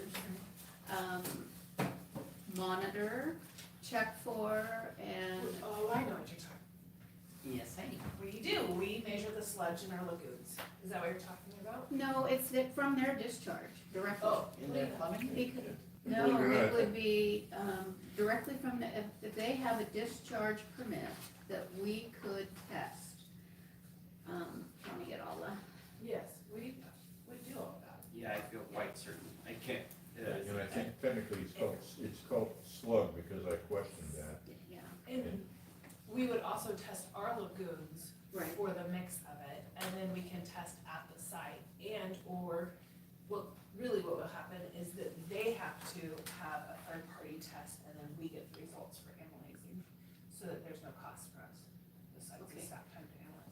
that what you're asking? Sort of. EPA had a pre-treatment program and some specifics that had to be followed. And that we were allowed to request them every 2 years instead of the EPA's 5 years that they're doing their 5-year plan with the Stella Jones project. That's what I'm referring to at this point. Would this ordinance apply to our existing customers as much as new customers? Yes. Okay. So if we have this plan initiated and have it laid out for all of our commercial businesses that discharge, we could do that every 2 years, according to EPA. I believe we can be even more restrictive than that if we want to. Okay. We can be very rigid in our regulations, which is why we're doing this, because we didn't have very much. Okay, that's what I was wanting to know. Is this above and beyond what we've had? By far, Okay. by far, yes. The ordinance has a lot more to it. One of the other things that I am working on is I've asked the state agency that's helping, or that has the information for this, I wanted an 8-mile radius of all industrial discharge into the Yamhill River. And so I have received that information that's updated, but, That has nothing to do with this ordinance. It has nothing to do with this ordinance. Okay, that's not part of the slug program, but still, I got what's in there. any businesses within the city limits of Sheridan that discharge into our system, we would be able to include them in this program, initiate those testing and those fines, whatever it takes to get a little more of a bite on what's going into our river, what could come into our system, and that won't happen. Not into the Without- river, just into our public sewer system. Okay. Our water is not included? The water intake wouldn't be included in that? Nobody is allowed to author. What, you were gonna say something? Just remember that our sewer is discharged into the river. We clean it to the highest standard, but part of what we also need to remember is that we need to test the sewer for the things that are also being discharged by some of the companies. So we have to know what a total everything is in order to be testing for all of it. I'm just wanting to make sure we've got more bite and you're saying that this ordinance gives us much more ability to regulate and test and know what's going on than we have had in the past. That's what my concern is. Absolutely. Satisfied then, okay. All right, vote by show of hands.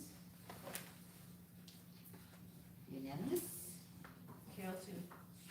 Oh, again, sorry, thank you. Keep it again. Ordinance I'll read this first. Ordinance 2023-05, an ordinance amending Title 13 of the Sheridan Municipal Code relating to authorized discharges to the public sewer, which also includes the correction on page, I think it was 13 of this ordinance, where the wrong city was mentioned. And Jim, you get the prize. Who found that? Nobody is questioning who found that. I have another question. And in the exhibit, it refers to a director multiple times. Who is the director? Public Works Director. Public Works specifically. Okay. Thank you. Okay, we have a motion to accept the reading of the ordinance. I make a motion, we accept the reading? Okay, would you like to second that, Melissa? I'll second it. Okay. Any further discussion? Roll call vote, please, Yvonne. Acuff, Yes. Buckles, Aye. McElroy, Yes. Hebert, Aye. George, Aye. and Hodges. Aye.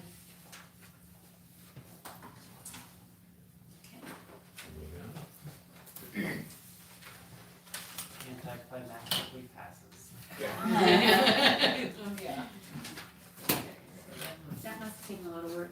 Roxy, don't forget you're supposed to raise your hand and be addressed before you're speaking. Liz, our old violator. I've turned over a new leaf. Okay, so I guess we're moving on to ordinance 2023-06. An ordinance amending the Sheridan Development Code, Title 16 of the Sheridan Municipal Code relating to allowed uses in the commercial zone.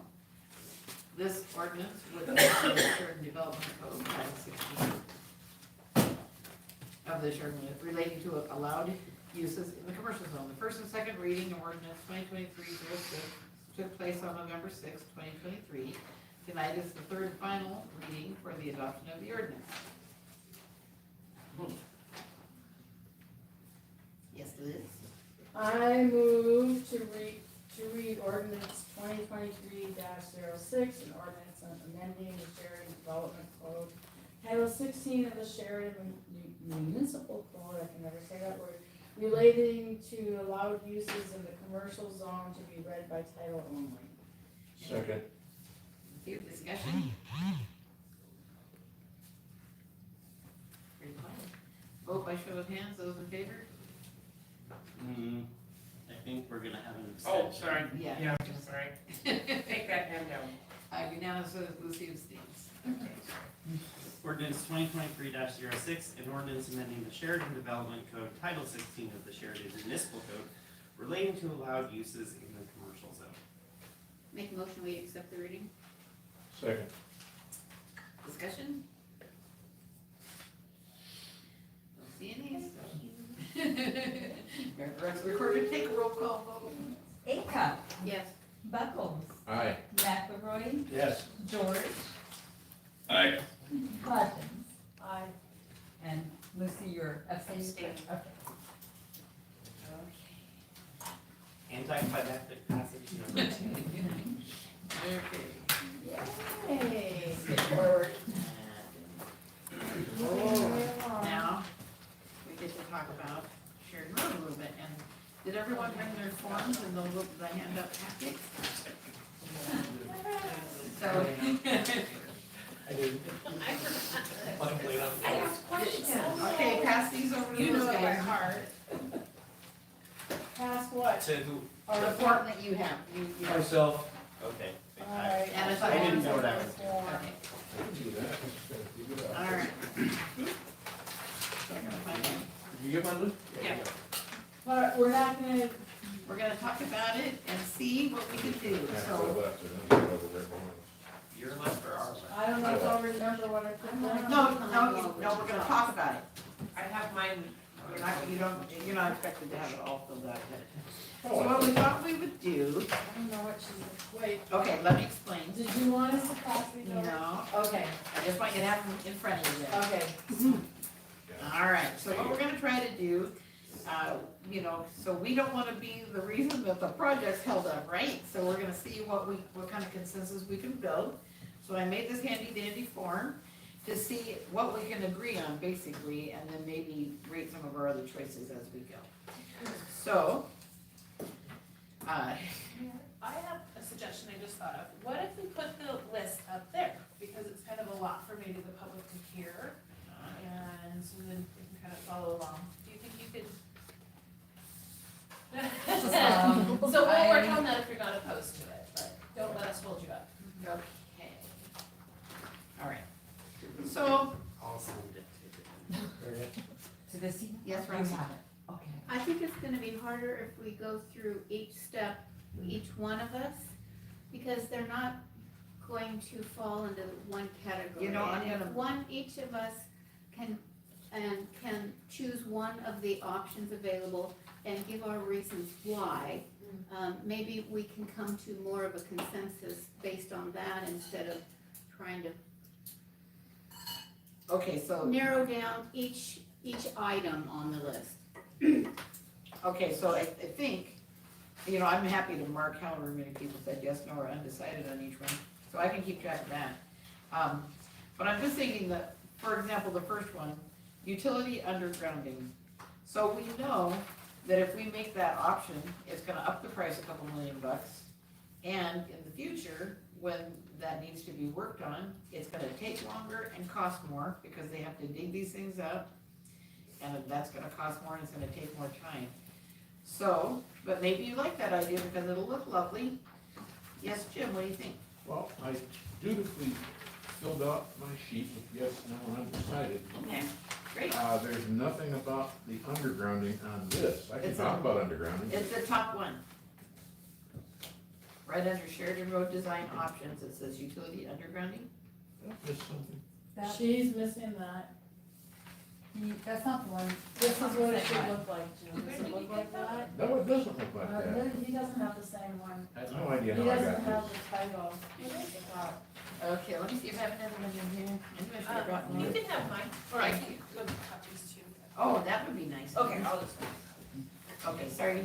Did you made extra copies? I did, I don't know if that happened to. Oh, okay. And I gave Liz, well, there's my other packet, okay. Got Oh, all do you the- want this? No, I found it. Thank you. Okay. Okay, so, but while we're waiting, so let's talk about utility undergrounding. So I gave you my reasons why, you know, there's pro and con. Anybody wanna comment on utility undergrounding? Denny? So, to get the project going and make it happen faster, I said, no underground. And again, it's gonna prolong the project, plus cost a few $1 million more. Hopefully we can get poles on one side, and at least eliminate some of the nasty looking roadway. But we need this road now. We needed this road 10 years ago. Yeah.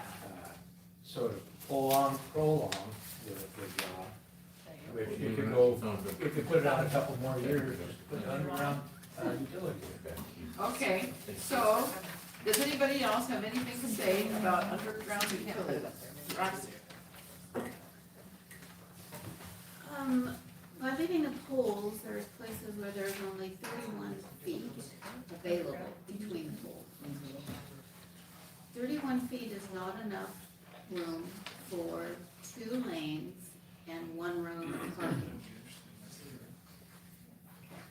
So, we can't redo Sheridan Road again in a lifetime. We need to do it right this time. And it never will be any cheaper than it is right now. We wanna keep the speed down. So, and yet, we still need to make it accessible for bikes and pedestrians. We've got the trailer park at the end. They even rent out bikes so that people can come to town. If anything, we need to allow for more pedestrians and more bicycles on Sheridan Road. My opinion is, get rid of the poles, both Okay. sides. Liz, did you have something to? I like the idea of burying them or undergrounding them, but again, it is the most expensive way to go, but as Marcy just said, now or never, and it's just gonna get more expensive. Okay, Jim? I'm adverse to spending a lot of money, but in this case, this road has been so bad for so long, and it's still gonna take, we haven't heard the exact time, minimum 5 years just to get this far again. While we're at it, let's get it done right. The example I can use is, we were doing a building remodeling, and the building had a shower in both restrooms. And the guy said, we don't need that, just cut those out. The guy said, I'm not gonna be responsible 10 years from now from somebody really needing a shower and not having it. So if we do it right the first time, it never needs to be done again. So I'm in favor of burying the utilities despite the cost. Like I said, I'm adverse to spending money, but if you get it right, it's good to go and you don't have to worry about it again. Thank you. Caleb, you wanna chime in on this one? Underground utilities, how do you feel?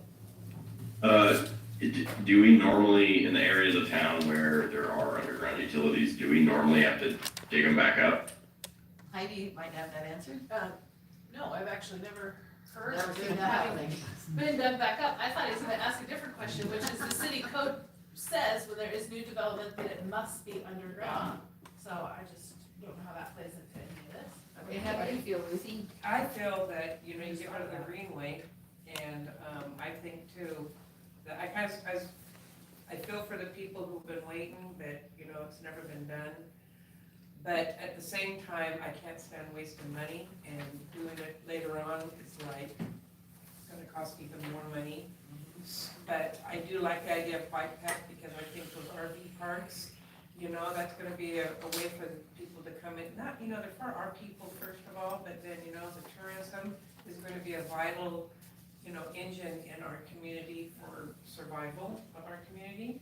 And, you know, it would be a bonus for them, and a lot of people do carry their bikes on their RVs. And I walk down, my daughter lives down there, and there's no sidewalk, down by the Liberty Homes plant, and I'm walking out in the dark, and I'm feeling a little spooky. And, you know, I just think it's totally unsafe, so I would be saying too, you know, spend the money now, and it's still a lot, but it would have been less 10 years ago, but it's gonna be a whole lot more 10 years from now. Okay, so what I'm seeing is bury them, bury them, bury them, bury them. Denny, I think you're the only one that is. But I you wanna- understand the No, I logic of Do it. you wanna stick with I wanna that? see it before I die. It doesn't really matter. but we're going. I don't know, we'll just Sorry, know you you did want it. salad, Keep Denny. going. Okay, so we have 4 barium on both sides and 1 don't, no underground. Okay, all right, so that's pretty good, so majority says we're gonna, Yeah, Keel's vote too. maybe it is Sheridan. Kale, what was your vote to barium? Yeah, Okay. yeah. I hope they know what we're talking about here. Utilities. Okay, so that was great, so now, we're gonna talk about parking, and so what our decisions are here, Liz. Look, Sorry, I just got a message from Public Works, and they are dying to say what their opinion is. oh, what do they want? Okay, they want underground power. All right. So, they had a meeting where they sat and watched the video, the presentation. Mhm. And then I'll chime in for Public Works if you want it as you go down. Is that okay? Okay, so it looks like they're gonna get buried. Okay, so let's go to parking, and in this scenario, you decide no parking on either side, parking on north side, or parking only on the south side. So let's start with Lucy, this time we'll go the other way. Well, you know, I think you can't take from one and give to the other. You might as well give them parking on both sides. But I remember the guy saying, the more pavement they see, the faster they're gonna go on the new, can I say the female dog word? The new No. female dog word, that's what I'm saying, is going to be that everybody's going too fast on Sheridan Road. And so you just have to, now, I was gonna thumb through my little pictures, because I cheat and rock this. They do have a little bit of a greenway in one of these, I don't really know if that would fit to kind of. That's just not really there. Okay. So I didn't really think it was, but just let it be known for the record. So that you want parking on, I think parking should be on both sides. Lucy is parking on both I sides. think those lots are 50 by 100, a lot of them. Okay, so parking on both sides is 1 yes. Okay, let's move to Denny. How much parking do you want? Parking on one side, I don't care if it's the north or the south. Well, just pick one. Okay, let's go to the north side. One. You want south side? South side. Okay, they want you to say south side, Denny. No, Denny made his vote, he is not gonna be He said voting. he didn't care. Okay, we're standing for it then. Okay, so what does Public Works want? They just want parking on one side, they don't care which They side. don't care, so we'll put them on We the can south side alternate then. blocks. Okay, so then we're going to Jim. Ouch. Parking on one side only, take your pick, I don't care. Well, we need, okay, so Roxy says south. Okay, and then Liz, how about you? Parking on one side, and I'm saying north. Whichever side has the most residents? Is it the north or the south side that has the most residents? Which one? The crowd is North saying North side? Oh, okay. Okay, I'm saying north, that's what I said. Okay, so now we're going 2 and 2 on that, Roxy. Okay. Which one did you want? I want, parking on one side and I want on the south because north side, it has more of the, apartments, mobile home parks, RV parks, and they supply parking. Most of the homes, most of the residences on the south side are all single-family dwellings. Does that convince anybody to change to the? I will switch to south then. All South, right. Okay, yeah. I will too. Okay. We did- See how convincing you are, What Roxanne. about Kale? Did we ask Kale? And what did I ask? You want parking on one side or two sides or no sides? Kale. Kale? I mean, I think right now it's on one side. I mean, it seems kind of fair to have it on both sides. Otherwise, you know, you have people with cars in front of their houses on the other side don't have any cars, but I don't know that we can put parking on both sides and, you know, I don't remember all of the 15 options he gave us, but I feel like if we're gonna have the utilities underground, I don't know that there's an option for parking on both sides. Okay. Ideally, I would like parking on both sides just so it's kind of fair to everybody, but I think parking on one side might be the only way to do it. So if you go on one side, do you want it to be the south side? What side is it currently? Roxy I was, think it's, South side. it's on the north side now. Yes. Roxy was in favor of the south side hill because there's apartment buildings and and they provide parking for the residents, whereas on the south side, not so much. That's why she picked that. There's What do you think? parking. On both sides. if there is gonna be parking, I guess on the south side. Okay. I'll drive you down. Okay, you guys are doing great. I see Now we're the- moving on to bike lanes. So, here's your options to consider. Bike lanes on both sides, bike lane only on the right side, bike lane only on the left side, shared bike markings in drive lanes, and those are called Charles, and you can see them in your book if you forget what they are. And, shared bike lane markings in both travel lanes. So let's just, this is working out pretty good. Roxy, could you start again? Yeah, but clarify, so the right side would be south and the left side would be north. Because we've been saying north and south and now you're throwing. Okay, I looked at South Bridge Street is this way, North Bridge Street is that way. And so if you just move over to Sheridan Road, I think south is on this side and north is on that side. I think that's a good- South is right side, looking down. Well, I'm just, you know. Let's just depends say on which south, way. let's just keep saying south and north. Yeah, okay, because she's Okay. got right and left and now. Okay, well, please change though. Okay, I'm gonna, Thought I caught that, you know? Oh, yeah, so which one's right? Say South. north and south. right, Yes, right I is see. south. Okay, we're It not going doesn't back. matter. I'm sorry, I've got Public Doesn't- Works asking me questions. Okay, got it. Okay, all right, here we go. Lucy. So, I gotta say a little tidbit about that last statement, if you move the parking from what they may or might not be accustomed to and take that away from them and then give it to the other side, you're gonna have a lot of angry people like him. Okay. But I voted for both sides. okay, so bike, okay, we're on bike lanes. I know. So we want bike lanes on both sides? Okay, let's start with Roxy, or one side or the other, or just with the Charros, or which option do you like? Well, I'm jumping to sidewalks because I would prefer no bike lanes. When Okay, you have parking, you got people opening car doors, and there's just a lot of room for accidents. I would like to see 8-foot sidewalks on both sides, so we have room for bikes and walking on both sides. so you want no bike lane. So I'm gonna make that a possibility too. Thank you, and Liz? And that's why. Okay. I'm gonna say a bike lane on the north side, because I said parking on the south, right? So bike lane, one bike lane on the north side. Okay, one and one, okay, I just have a question. okay. If you have one bike lane, which way does it go? Both ways or one way? That's a good question. I don't think that you can do that. I think bikes have to go with the flow of traffic. Right. So correct. if you're gonna have one bike lane, right? Yes, So it has to you by have to law. have You gotta two. pick. Yes. One way. So if you have sidewalks, you can have them both ways. I think they actually call those ones the Yeah. That shower. We're getting into All it. right, so let's go to Liz. Okay, but that's a really good point, and she just swayed my thinking, because if they have to go with the flow of traffic, then So you you can think, only ride your bike one direction. No, I don't think so. well, you know, I'll go with those. see, this is another option. Right up. Did you look in your packet? And so that's another option right there. Okay, you know, I'm gonna, while you guys are thinking about bike lanes, I'm gonna skip down to sidewalks, because I think that'll be easier. All I right, already thought about bike lanes.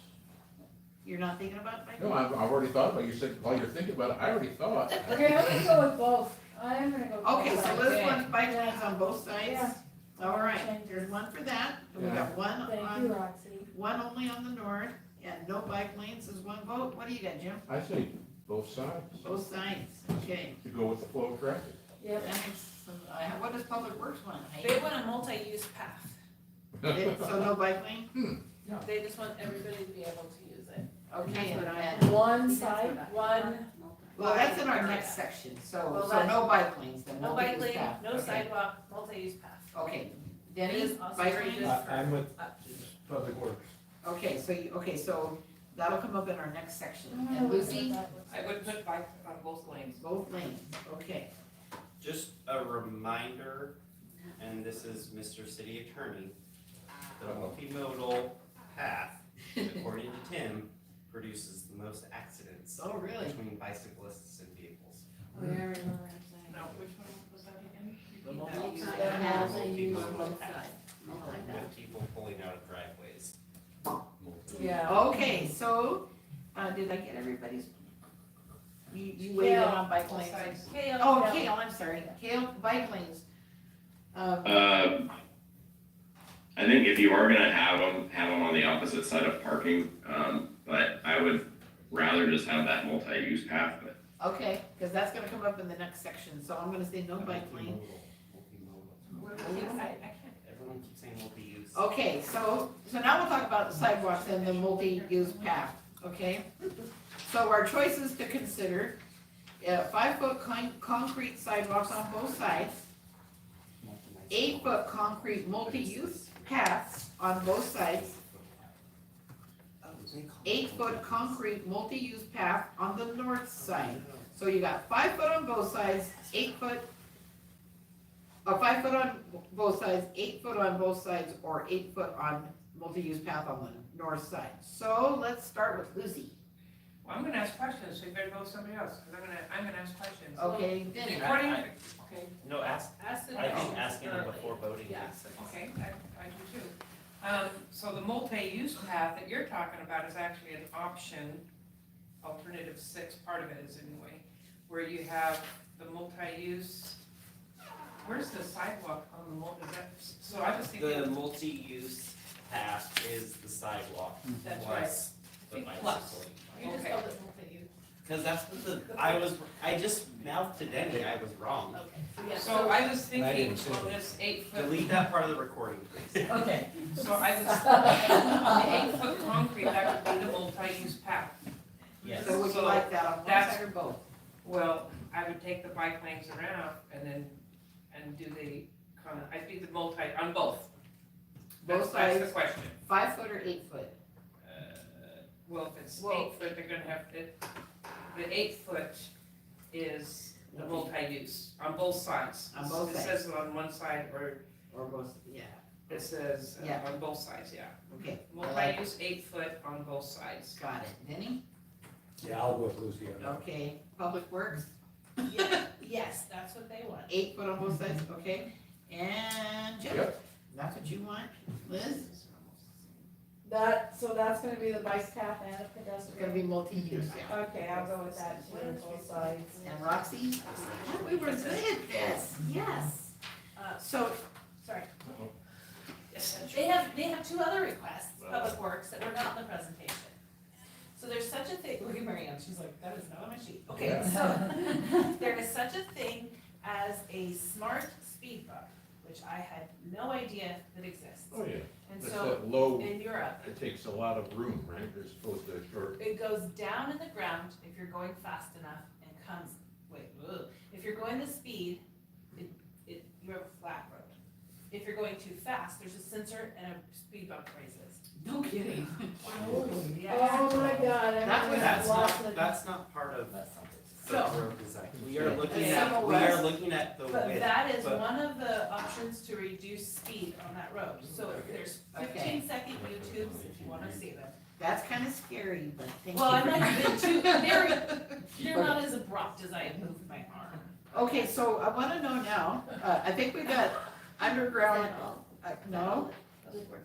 Oh, did you have another I think we thing? should focus on what was presented Yeah. to us and what we're trying to talk about right now, which is what we are looking at on Width. Sheridan Road width-wise. Okay, so I think we got it pretty hands down, but I want to go over the bike lane sidewalk thing. So all of you voted for 8-foot concrete multi-use paths on both sides. So I wanna make sure, does that mean that you who wanted, bike lanes are gonna take those out now, cause you're gonna go with this multi-use? And, so, what, 3 of you voted for bike lane on both sides. Do you want to take those away in favor of the 8-foot concrete multi-use path? Yes, and Yes. Yes, yes, because okay, so I'm taking those out. So no Identify bike path lanes, on both all sides. multi-use This is paths on on the both side. sides. That's what I'm getting, so one Which person one said is solid yes, and no bike lanes was 3, but everybody wanted the other, so, okay, so this is going away, so no bike lanes. God, you guys are so dang good, okay, so, so we've got the answer kind of, so the utility undergrounding is 5 yes, and, no undergrounding of poles is just 1, so 5, I guess we're gonna bury them. And then parking, I guess that's again, didn't I? Okay, parking is, we're parking only on the south side. No bike lanes, we're gonna have 8-foot concrete multi-use paths on both sides. Okay, so other things is, do you want center turn lanes on this road? So Jim says no, Liz, no, No. Roxy, no, Lucy, no. Benny, No. everybody says No. no. Kale. Oh, I'm sorry. Carol's vote doesn't matter. Oh, yeah, he's At saying this no. point. Everyone else already said. Okay. All right, so we're not gonna have, and so we're not gonna have center turn lanes. And I just wrote information only, streetlights are every 150 feet. Green strips are not listed among the alternatives. You mentioned that you saw those there, and what about them? They're just there to look pretty on the paper. We're not gonna really hit those. And the widest available pavement without relocating the poles was 35 feet. We don't care because now. 34. Or 34 feet, and the widest available pavement now is gonna be 41 feet because we're burying the pole, okay? We did it. Yeah, we did do it, except for, so I have a couple things. One, the other thing that Public Works is asking for is just to make sure that the materials, the paint that's used is the most, reflective paint out there. Okay. So, And durable. Which has nothing to do with the design. which has nothing to do with the design, but it does have to do with the cost, Tyler. Okay, So- so, and but- right now, Are we taking this information then and giving it to them and saying that this is what we want, give us a price quote? well, Wasn't it one of- probably, and I think what we're gonna do is see which one of the designs in our booklet most, this isn't difficult, which one most closely tells Civil West what we want. Do you have your hand up, Roxy? Yeah? Okay. I think the engineers just wanted which design, so they knew surface and underground first before we proceeded. So I think that's really all we're sending to them right now. Well, We will have a lot of other choices to make later on down the road, like painting, and who Down the knows, road. landscaping, Down the whatever, at a later time. But I think Okay. they want this information now so that they can proceed with that. and I just think you guys just It's did such an alternative excellent job. 8, you guys. Is that the one with? Yeah, that's the one that most Closer. Yeah, it most does. closely On matches. one side of the road. Yeah, but it- Utility undergrounding, Yeah. street lights, pavements, it's gonna, and parking on, well, okay. Probably so. And paint 8-foot doesn't look concrete very- alternate. Parking only on the south side. and No, eight- but I'm looking at the path. But it does, I think you're right, I think it most. That's the one that most, That's when So I- what would we say? We said, utility undergrounding, that works, street lights works, pavement, I'm not sure about that, parking. We got parking on one side It would and be 8, road surface, would but be not- 41 inches of That pavement. actually is a- It would be 41. 41, 41. Says the green's Yeah. gotta go. Okay, Stand right here. that's okay. Alternative number, okay, I'll turn it in. I will turn that into the engineer. And so the only thing to change is that because, now it's, I think it's 41 feet now, isn't it? Yes, it is 41. It would be Underground 12 street and lights. 12 and 10. It's 41, right? So it's gonna be 34. What's wrong with alternative 8? Because we're not, that's Oh, the we might be wrong curve. about this with the way, The, we thought they had more pay bumps. Traffic Let's not lanes worry are about that, 12. I'll just give them the list. and the parking's 10. Alternative 8. Okay. Okay. I love a good decision on the case. Oh my goodness. It'll be costly, but it'll be worth it. All right, thank you. So let's, Maybe your great grandkids will really appreciate it. I hope so. They're getting kind of old right now too. Reflective, the most. all right. Okay, so we did that, so we did that.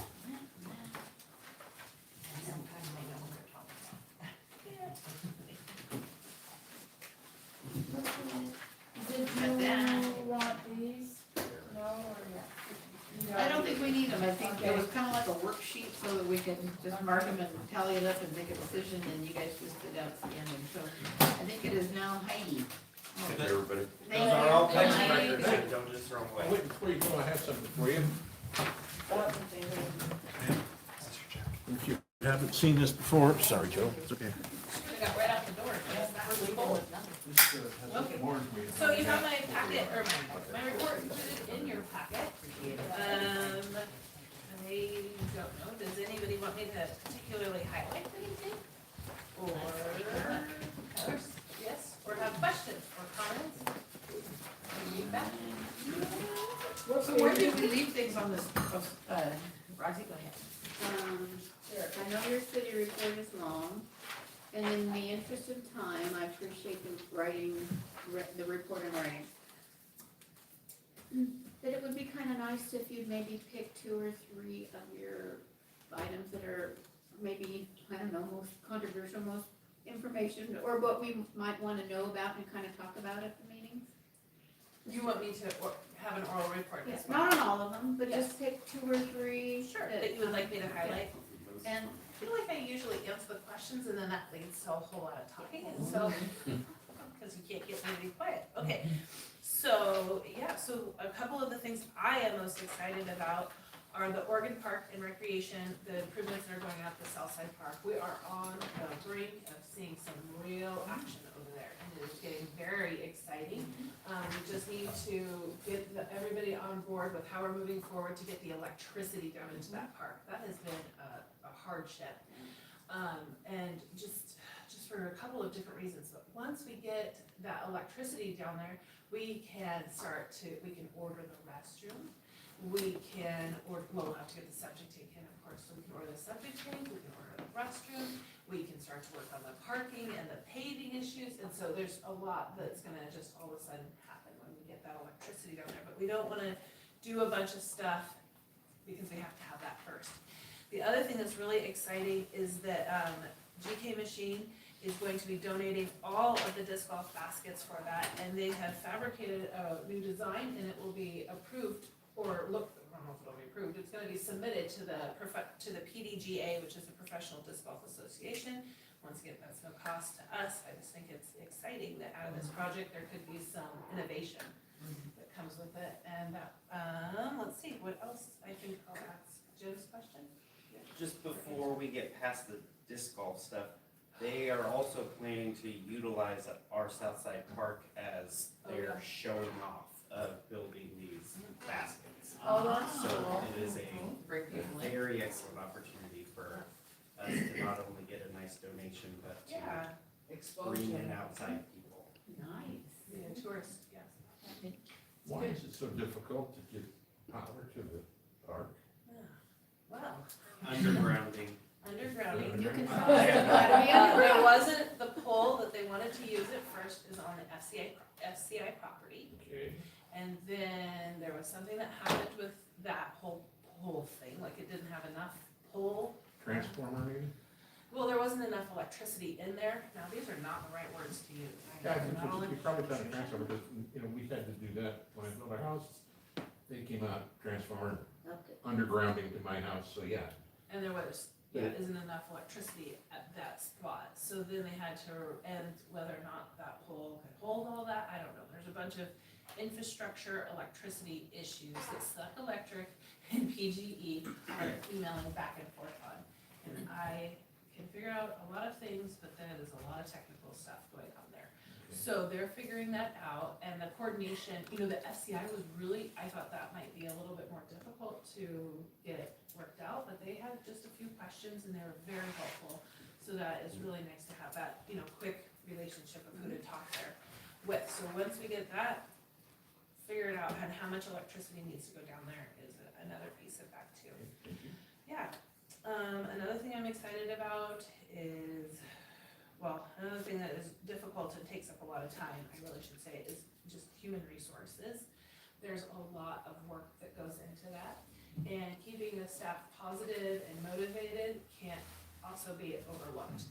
That's a big part of what I do with human resources, not only helping to guide people, a mentor, or get them on the right path again, talking through things, but also just keeping people motivated. Right now, there's been, this time of the year is difficult for people, and we've had a few people who have lost some people this time of the year too, recently, and so it's a challenging time to be in human resources anyways. So that can take a while, but I don't want you to think when I say human resources that it's like all about writing people up, but it's also about propping people up and keeping them excited to come to work. That's a big, big thing. In fact, I just read a study about how important it is for people to be happy at work.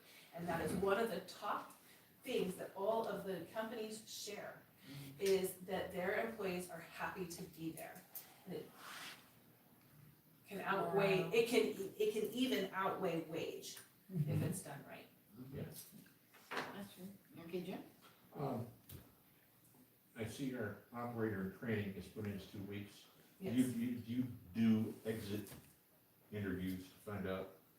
They even send something in the mail and they're offered an oral or a written. Well, later. And then also, can we say who's retiring? I mean, Can I say who's retiring? That's such a Well, you hard- said who's leaving, so I. well, I didn't specifically say other than. Uh, Well, Right. I, on yes, the paper. I know that Jim would not, but I think it's, well, you wanna ask him before? It's a him. Somebody who's been here It's a quite a while. Oh, I bet if Yeah. they're retiring, Yes. yeah. I'm gonna be looking at everybody with gray hair. Oh my.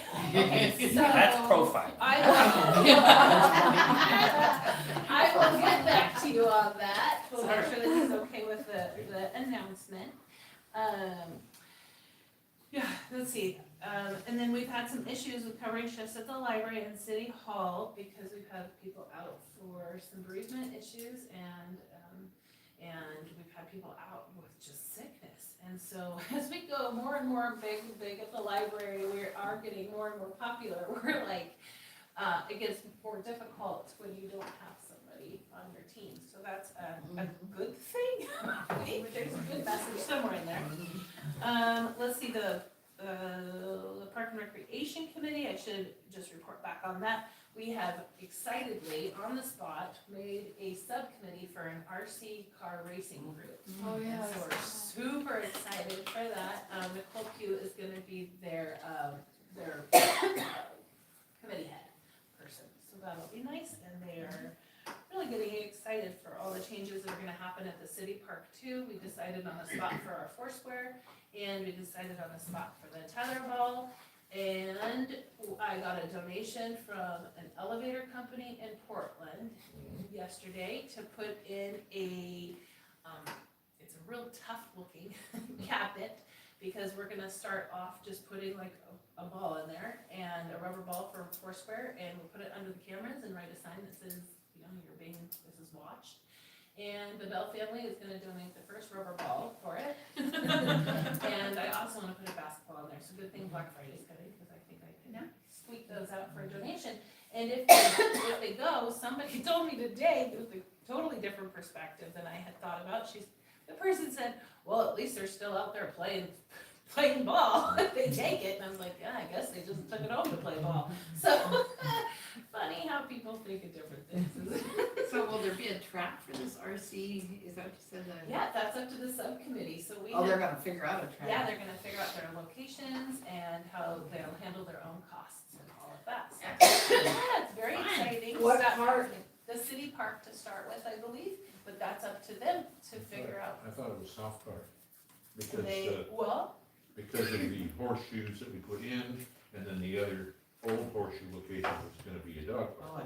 well, we'll see what happens. That is up to them to decide if there's That's room. one of the rumors I One heard of from one of the- the people online. One of the problems with the south side park, though, Put everything on it is, the south side park does have enough space, yes, but we also do want children, because there's a program at FCS right now, where kids can build from scratch their own RC cars. That is really amazing, and these are oftentimes the kids, I think, that don't play sports. And so I think that that's really exciting to have that kind of a STEM project, right, that suits more children. And one of my really big goals is to make sure that we have a RC track location for them to showcase their work. And for them to be able to drive their cars on, an appropriate place to drive their cars, either by themselves or with their family. But you can't easily walk over to the Southside Park. So that's one of the issues. So that's for the subcommittee to figure out if that is an issue for them or not. So I'm looking forward to seeing what they come back with. Yeah. Oh, Heidi, what? Kale has his hand up. Oh, yes, Oh, Kale. boy. Yeah, I was gonna ask about the HR part. I think it was the last meeting. I asked, I guess, if you thought of looking into getting like a staff position for HR, but I don't know if you need direction or something, if this city should as a council, direct you to research maybe what it would take to get either a full-time or part-time, or if you can get something from the COG, or what HR help you could get. Just because it seems like it's something you're continually dealing with, and it probably won't go away. I would open-armedly accept the challenge to research about the human resource position if I got the direction from council. Okay, and Jim? There is a company that offers, it's remote, but it offers HR support that's supposedly as good as on-site. And since you don't have to hire a person, if you don't have HR problems for 3 months or something like that, you don't need to pay them. They only get paid when you need them. I think what takes up the most time is meeting with people. And that is vitally important. It takes a lot of time because Heidi is patient and very good. We joke that I don't have the soft skills, and that's true. I am impatient. Really? My advice in those situations would often be, get over it. Heidi is much better than that. And that's why they wanna see her and not you, Tyler. Can't argue with that. So, Okay. can I have that direction? Yeah. Just to research Yeah. it, there's no Okay. decision or anything. So- Just to research. Do I hear a motion to? You don't need a motion, you just want consensus? Yeah. Consensus? Right. All right, Go thumbs for up, it. favor, thumbs We're up. in favor. Thank you, thank you, Kale, for bringing that up. Yes, Kale. Okay. All right, and shall we move on to the second public comment period, Heidi, or do you have anything else?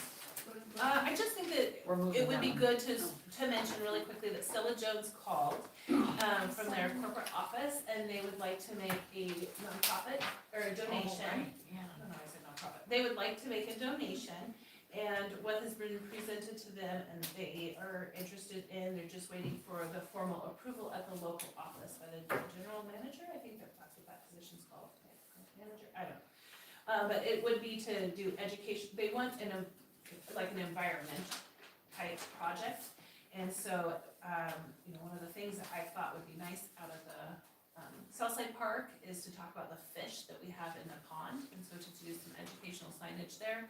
And some education around all the birds that's out there. There's quite a bit of wildlife. And so I think OSU knows, their extension office has always been very helpful to me when I needed to identify wildlife. And so I think that would be nice. And if there's enough money left over, then either a bench or those really cool tourist, the binoculars that you can see of like whale watching or whatever, those might be fun out there. Where you don't have to put in a quarter, because I can never find a quarter. Yeah.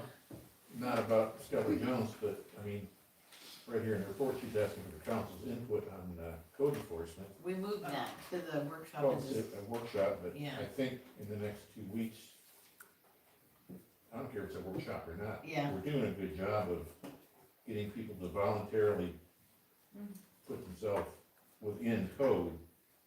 Why stop that? I mean, it does take more time, obviously, but get a lot happier people. Yeah. If you want me to fix something in my yard, you're gonna get it a lot easier to just say, hey, you can do that as opposed to, here's your ticket, see you in court next month. I think it's a good idea to, Right, then Liz? Back to the Stella Jones $4,000 donation. I suggest, there's already nesting boxes there, but some of them are about to fall over. I think we should rebuild those nesting boxes to get the eagles and the hawks and everything coming back. Because they're there, they just need to be stabilized, and maybe some of the wood needs to be replaced, but they're already there. Are some of those for bats? Yes. Oh, are My they son did bats? those Boxes as his are Eagle for bats. project. Oh, I thought they were Yeah. nesting boxes for So let me birds. ask the They're the scouts bat- if they'll take that again. It was the Boy Scouts that did it. Okay. Passion. Yeah. And Lucy? Oh, when you were talking about Stella Jones with the extra money to get the binoculars, you need to get a curtain on your bathroom.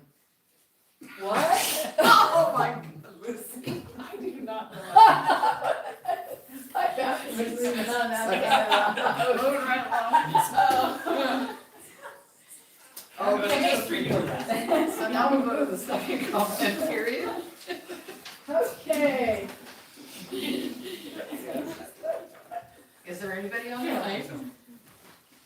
I don't see anyone. You guys? Yes.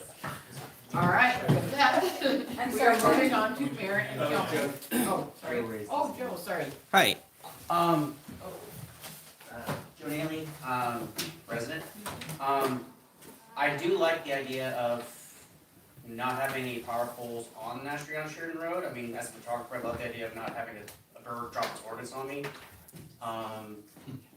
Literally, that has happened before, not cool. But from a fiscal standpoint, like was mentioned, that it would cost more money to start it up and cost money to fix it. And there are some places in Sheridan, like on Evans Street, where the ground has moved, which caused that water line to the pipe to cause problems. I wonder if the council has understood what would happen if, because Sheridan is literally next to a river, if Sheridan Road will shift, possibly tectonic like Earth, to where power is cut off to people down there, and if that will inconvenience people and will cost more money to fix. I was wondering if you guys have thought about that, and that extra money that could be potentially saved could be used for the South Park, because it sounds like the South Park's a bigger, more expensive project. That was just my concern. Very good. Yep. Thank you. Yep. I think the, May I respond? may I Yes. respond to him? So any future, Pardon? Excuse me? Second, I need to respond. what, any future, maintenance of the power lines would be the responsibility of the power company, so that wouldn't come out of our pocket. We just have to pay to get the conduit laid so that they can get their utilities underground. And also, the engineer mentioned that the only real concern was flooding at the end of Sheridan Road, that's a flooding area, but they know that, they've already kind of scoped out the natural type of things that can happen. Okay.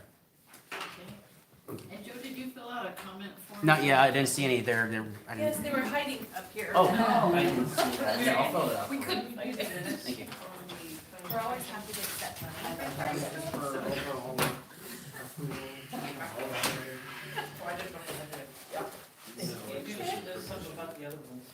You have another comment over here. Wonderful. Hello, Hi. my name is Ian Houston. I'm a resident. My first city council meeting, so forgive me if I'm asking questions that seem like they may have been answered at some other point in time. Tyler, when you were speaking earlier about the closed sessions, I just had a couple of questions. One of which was, is there a way for us as the public to know what's being discussed during those closed session periods? Only as narrowly as we describe it with the statute, which is in the agenda. I don't know if we have copies of the Yeah. agenda. So Okay. we know that. So the public is able to know that. At least the category of information. Okay. To follow up, if there is a decision, the decision is made outside of the closed meeting, so that gives you a big indicator of what. Sure.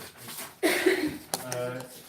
And then my only other question about that was, what defines an emergency? Stella Jones, Bill. Yep, yeah. I mean specifically though, like what defines an emergency? Because the word emergency could mean a lot of things. So I guess I'm just curious as to what defines an emergency. It would be anything that requires information getting to the council and action, if there is gonna be action, that wouldn't allow for the 24-hour period. So it's quite rare. Okay. There's something to do that, but not impossible. Okay, and then my only other question was, the discussion about Sheridan Road was interesting to listen to. How have the people who live along Sheridan Road been consulted about the changes that are being discussed and taking place, or is that something that's happening in the future? And if portions of their property are included in the design, how will they be compensated? Good question. That's a great question. So my thought is that civil engineering, get that all mapped out. Yeah, it's only right of way, so no takings, right, isn't that the word, because it would not be any private property, it's right of way property. And everything has been surveyed, that was one of the very initial things. That was the 41-foot thing. But as far as contact, we need to have a little bit more depth to what we are planning, so that people can have a time to be able to comment on something that isn't put into rock or stone, that's saying, right, yet, but that it is, that you can't just let them, it's good to allow people to have some tangible thing to be able to give discussion on, rather than just a giant open-ended thing. So I think we're getting really close to that part. Okay, thank you. Thank you. Also, may I add something? Yes. There was an emergency session with the Stella Jones spill, so that would be a good example of an emergency session, like how are we gonna deal with the media, how do we deal with the EPA and the state and all of that. Okay, great, thank you.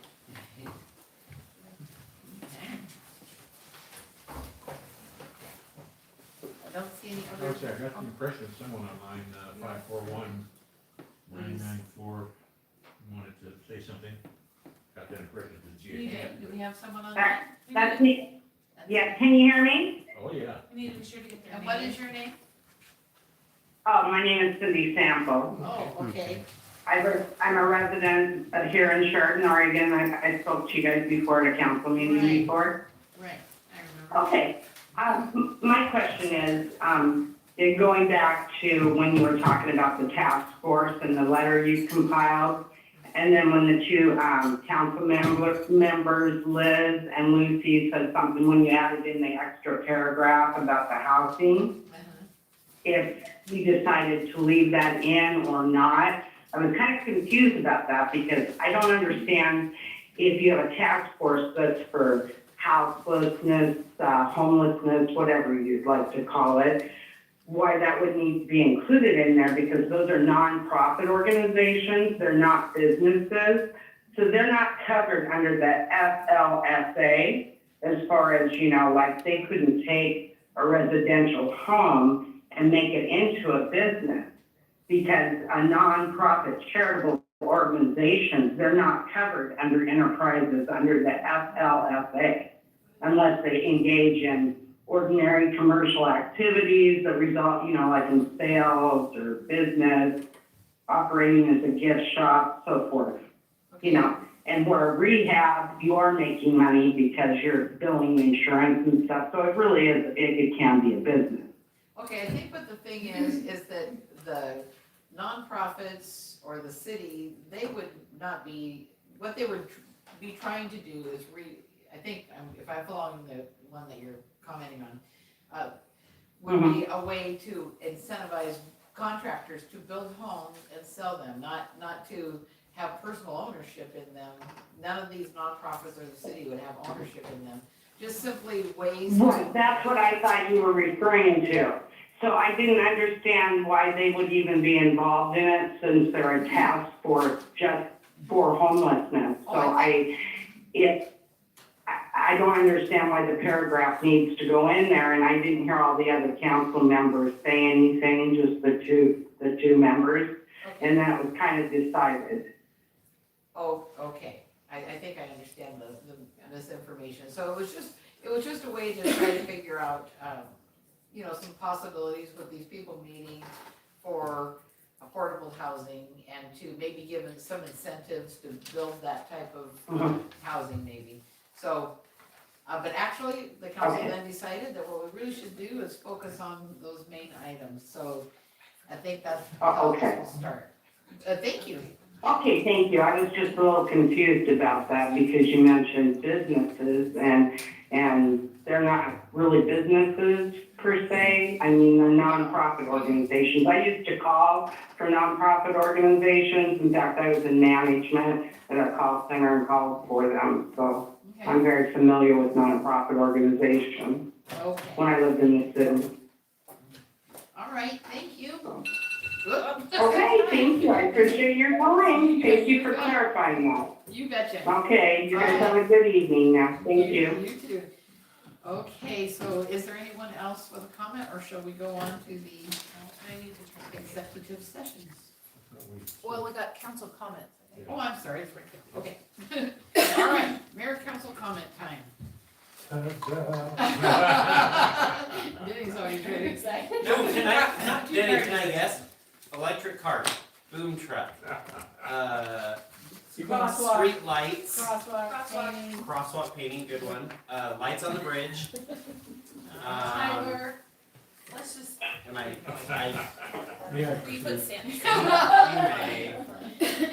So I give you all one of these, and it shows a very inexpensive marker for a crosswalk, put it right in the middle of the street. It's very visible. There's room to do it down there, no matter way you come in and out of Select. There'd be a better way to do it, but there's room to do it, make the swing out of those driveways. Is it? Oh, it's permanent, okay, that's what I was looking at. Yep, it's bolted right to the street. Okay. So we had a meeting with Councilor Council President Acuff. You wanna give a summary or a report? Would you spearhead this? Sure, I don't have any numbers, but, we took my tape measure and we went down to focus mostly on the west side of, Bridge Street. There is 3 designated parking spots starting at the crosswalk heading south. There is an area at the end, towards the end of the block. See, that's, Bridge and Mill? Monroe, that's right. According to Public Works, we need to keep 20 feet from the intersection, without any parking places for visibility. And we thought maybe we might get by with less because it is a one-way street that goes, west. But figuring the maximum amount that we need to keep clear, we can add one parking spot there and take out one whole parking spot next to the crosswalk. That can be painted completely yellow and be the whole, I forgot the dimension, 21 feet? 21 feet from this crosswalk with no parking. Where would you add it? By the bank? Sorry, oh. Liz? Go ahead. No, I'm not, that wasn't fair. No, go ahead. So we had, okay, that's what I'm asking. Where would you add it? By the bank? In front of the bank? No, we're not on that block.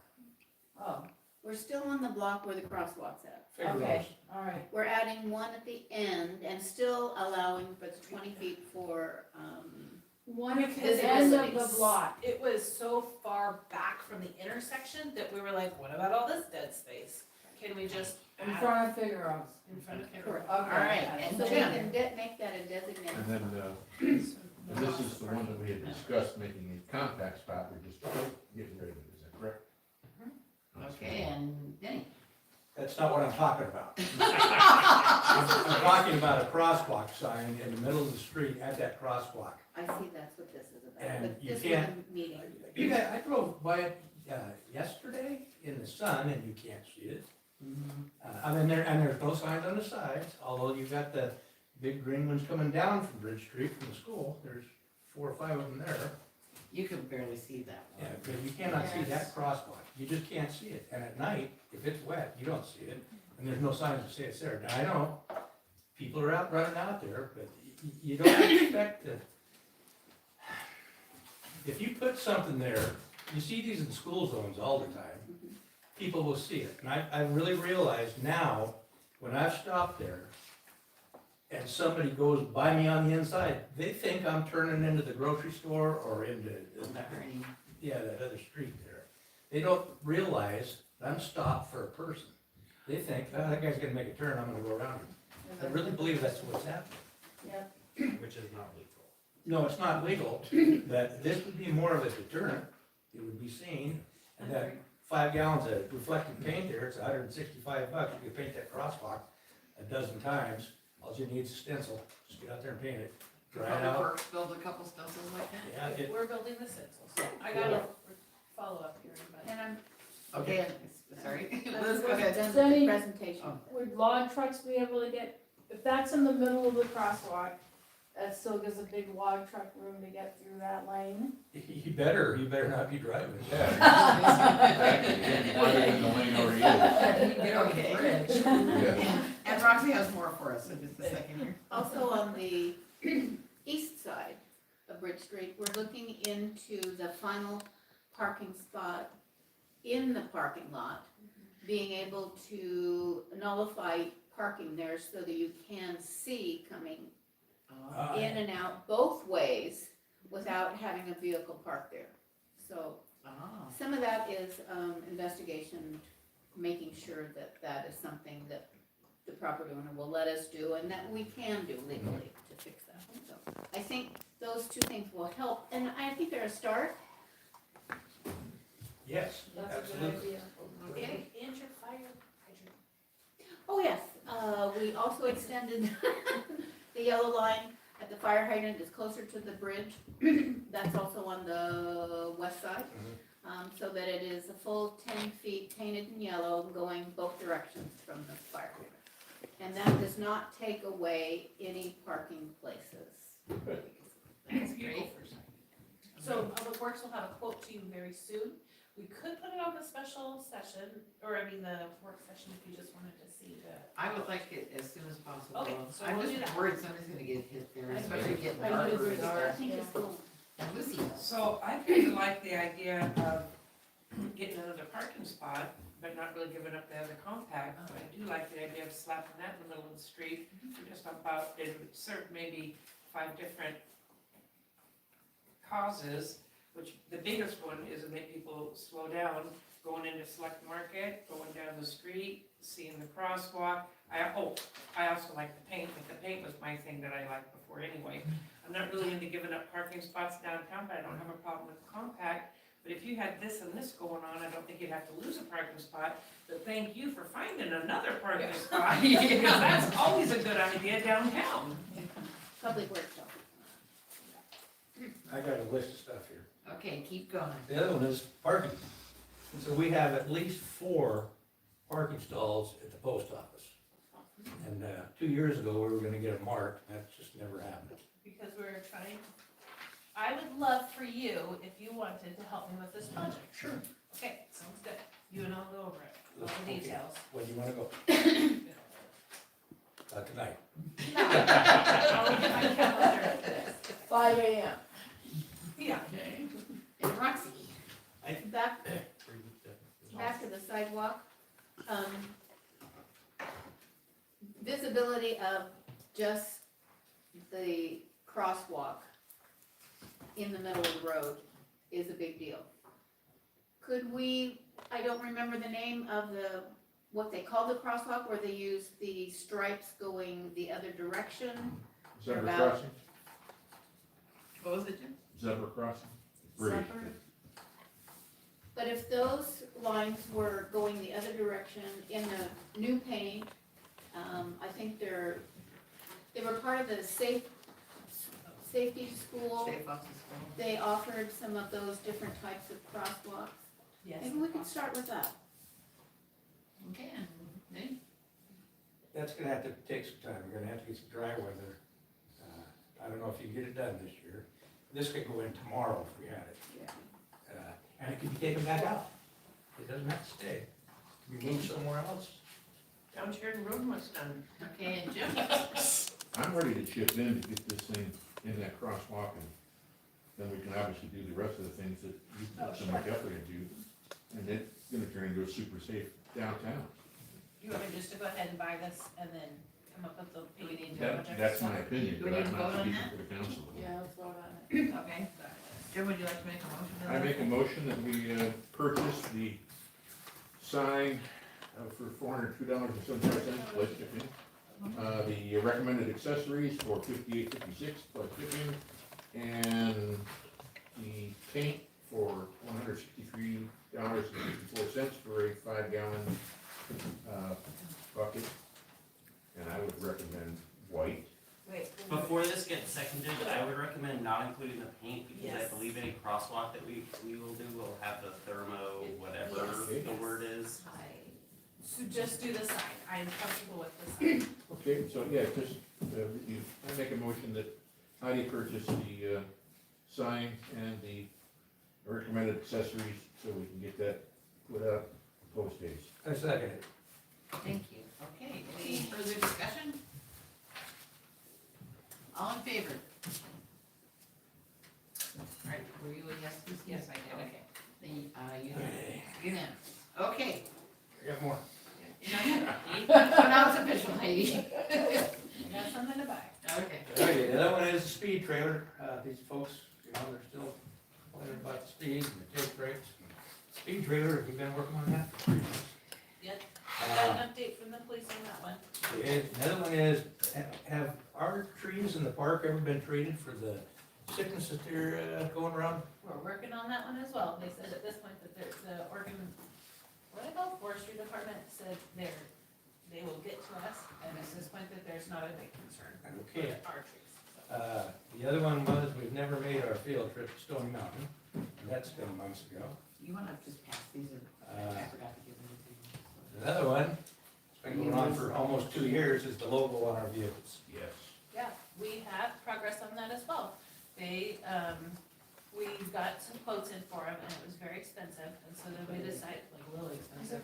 And we tried about Just, 2 or yeah, 3 just different go ways. that later. So then what Daisha and I talked about is just ordering some magnets, some blank magnet stuff from Amazon or wherever, and then using the, help me, Yvonne. Library machine, their stencil machine, Because it's what are those? sublimates. Subligate? Gwen knows all these So things. anyways, so we have a tool at the library, one of the crickets, that we can, we are on the path with Gwen to do this, because it's, what, do anybody know about about crickets, like, do you know what a cricket is? Okay, and there's very fancy ones, and we have one at the library, and so we're able to put our lettering on to those magnets, and then we'll be able to put those out. And so we are gonna save like $2,000, I think, doing it this way. Dacia says sublimation, so, no, that's not it, Yeah, she's wrong. I can't even say the word. Okay. So we're there. I'm more inclined to go vinyl because those magnets aren't gonna stick around, but I'm more to But try we're doing anything. something temporary because the public art group is working on the logo, so we don't want to spend thousands and thousands Oh, of no. dollars with something that is. What's taking so long on this logo? Hey, All right, Liz? Tell us about I'm in the public art group. Good. First, our last meeting, and we spent considerable time writing a grant for a mural. So there are things happening. That wasn't at the top of our list, but we'll certainly make sure that we explore it more at our next meeting. Okay? All right. Another one. Okay, go ahead, Dave. So has there been anything insurance-wise done with 106 Brent Street for the damage that was done to the plaza? Is there any, Yeah, we got payment for that. okay, I didn't know, I've never heard that. Was never told that. Yeah, there was, right, Tyler? Yeah, we got all that, yeah. Yeah. Do you know what it was? No. Well, it was about, like, I didn't even happen. Did it happen before? It happened A long a time ago. long time ago. Oh, okay. In the other era? I think so. Or right when I came? Well, we, I can't all of it remember. happened then, but yeah. I thought that we brought. And then when the general fund? I don't, I'll have to research this and Okay. get back to you. I think this happened before me even. No. I don't think that think it so. was filed. It was before I. I'd like to know what we got because, yeah, 'cause that's the first I've heard of it. All right. Got some Whatever more? it was, it probably wasn't enough to put our plaza right now. It wasn't very much. Okay. So, where are we going with the housing on Viola Street, the development there? That's on, off, on, off, on, off, is it on again? We just have to wait for the developers. I mean, that's their project, and so they have to submit back to the city the plans that Have they they, need it for utilities, I believe. so they've been in contact, they're doing the work? Oh, yeah. Because I kinda know a little bit about that land, and I know that people backed out a couple times on it. Yeah, that's what developers sometimes do. They Yeah, decide to go this way, then that way, then that way, and then they come back into the picture. So they're still good to go, you're saying? I'm saying that's up to the developer, but the city is, But I mean, they have the planning and. We're not being the roadblock. Okay, that's what I was trying to ask. Good. no, definitely not. Okay. Roxy, every development that's ever been put in Sheridan has gone broke. The first time, someone else has had to pick it up and make it work. So, Lucy? Don't you agree with me? I mean, you look back at all of the subdivisions that have gone in, they've all gone. Well, Jim Anderson's era did it. But he but got that it retention- from somebody else who did. But he put that retention pond in that never worked behind the city park, and I think they're gonna make it to a park now. And then I believe when Hunter's Glen went toes up, they put the burden of bringing all the water out to the river, and I think that developer at that time, went from $1 million to $5 million, let's say, and it was so big, he just folded and walked out of town. So, It's always been the infrastructure, I think, has been some of the issues, and the incapacity of getting our drainage, open drainage ditch, uncovered drainage, it goes back and forth. Wetlands, wetlands wasn't alive until I think, is it 1996, 90? Yeah. That they came up, went from the spotted owl in the 80s to the wetlands in the 90s. And now anybody who does that, and I got a little news information, when you look at our soils map, most of Sheridan is in the wetlands. So tell me how easy that Is is. in hydrant soils. Well, but they call it wetlands, they call them wetland consultants over in Salem, so I'm gonna call it wetlands, but you're hydraulic soils, yes, which is in. Well, hydraulic, like oil spill, not the back over there to spill it. Okay, I'm just doing the whole side. But, Okay, Okay, So I think we- that yes. subdivision is completely off the planning's, list, if you'll notice that. So they evidently are need to Weird. reapply or do something because they're not even on the planning board. I didn't notice that, I believe that one isn't on there anymore. okay. So you guys, let's move on then to our executive sessions. We And have. were you done with your? Are you Oh, done? are you with done? your Yeah. work? Okay, over here. That's enough. All right, so we have